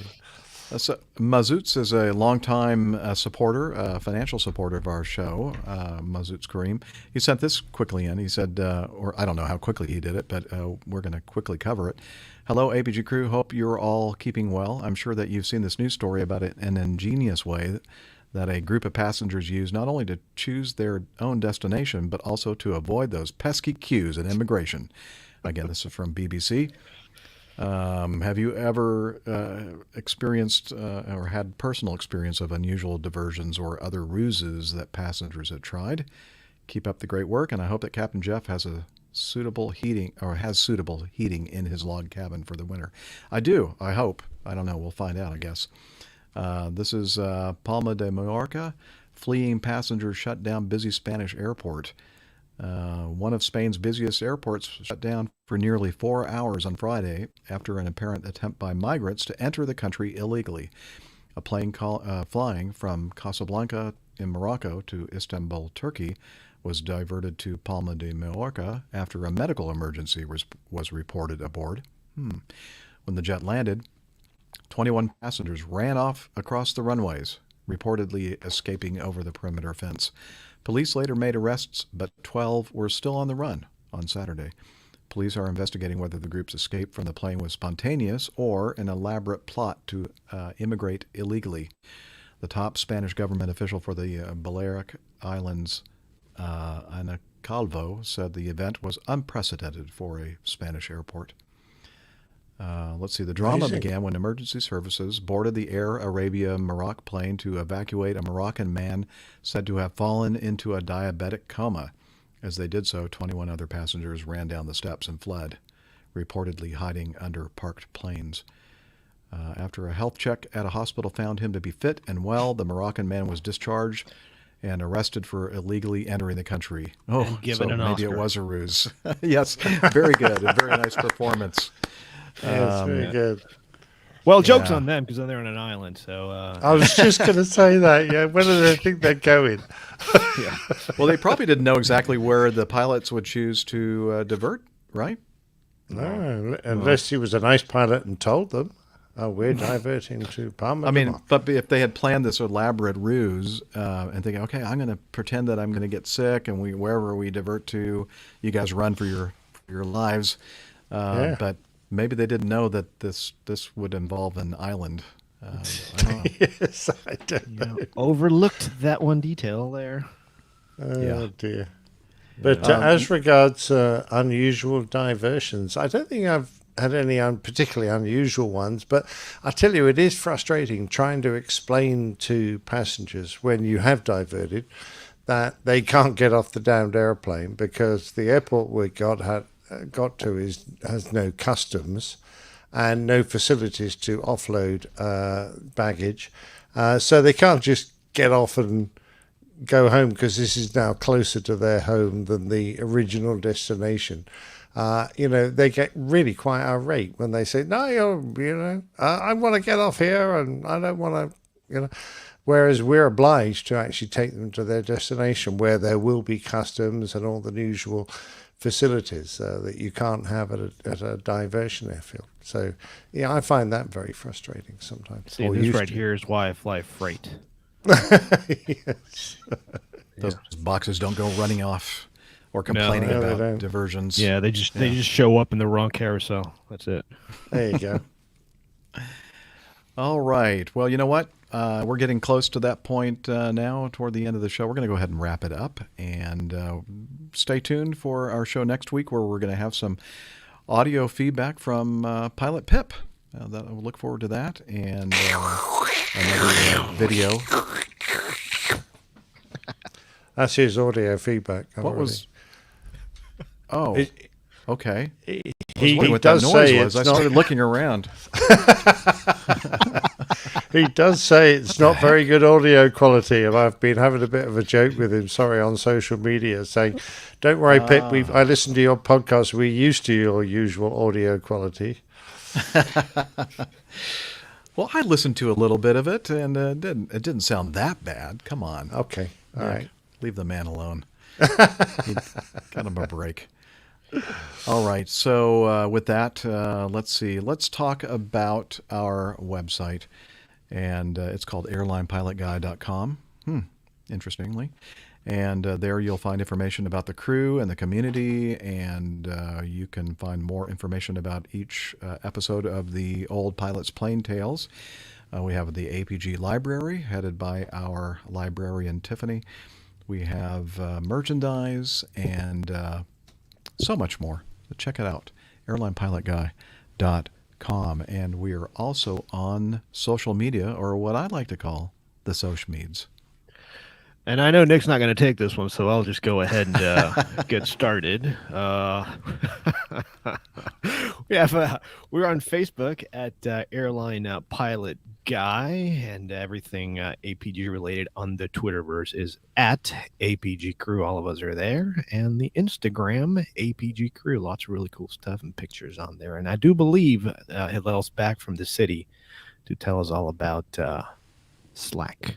I don't know. Here, let me see if I can turn on the microphone in the bathroom. Oh, yeah, sure enough. I hear the shower going. Okay. Hey, Hillel, Slack? Okay, but I'm dripping wet. Okay, that's all right. You know, as always. Just make sure you put that robe on and cover up, please. Thank you. Thank you very much. Okay, I'm going to move out of the way so you can tell us about, thank goodness the video doesn't work for me right now. Okay. APG listeners, please join us on our Slack team. Slack is a communication, coordination, and sharing platform that works on your mobile, laptop, or browser. On Slack, we share news and ideas. We suggest episode and Plain Tales topics. We plan events and meetups. To get into the Slack team, please email me at slack@airlinepilotguy.com. That's SLACK Sierra Lima Alpha Charlie Kilo @airlinepilotguy.com, or send me a tweet with your preferred email address to @Hillel, and I'll send you an invitation. That's Hillel, spelled Hotel India 11 Echo 1, and see you in Slack. Well, thank you very much, Hillel. As always, it's so Jeff, nice that. Which washcloth is mine? I really wish you would stop moving them. Sorry. Okay, I don't know. We'll have to work that out after the show, I guess. One for the upper half, one for the lower half. Yeah, Hillel's is the white one. Oh. Yes. All right, and also we'd like to thank our producer, Liz, in Toronto, Canada. Liz. Thank you, Liz, for all your help. All right. And don't forget, we have... the audience got excited there. We have information. Well, we have links in our show notes to reserve or book your room at the Renaissance Concourse Hotel. I still haven't gotten around to making a special page on our website to learn more information. But basically, it's easy. Yeah. What's that? Oh, I can do that on Thursday, but when I'm here by myself. All of a sudden, we have we have an extra day here. It's great. Yeah, excellent. Okay. Yeah. Yeah. Uh-oh. Book your rate.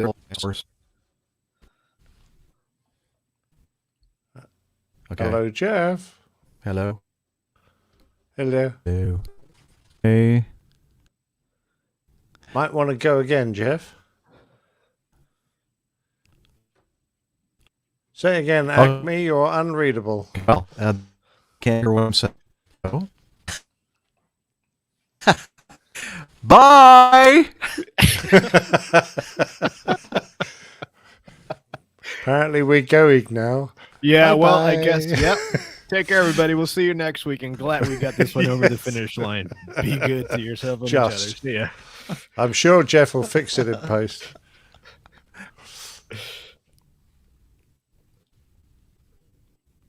Do you think hello? Can anybody hear me? Well, sort of, sometimes. We hear you now, a little bit. Yeah. Okay, I'm going to go ahead and end the broadcast. Say goodbye to everybody for me.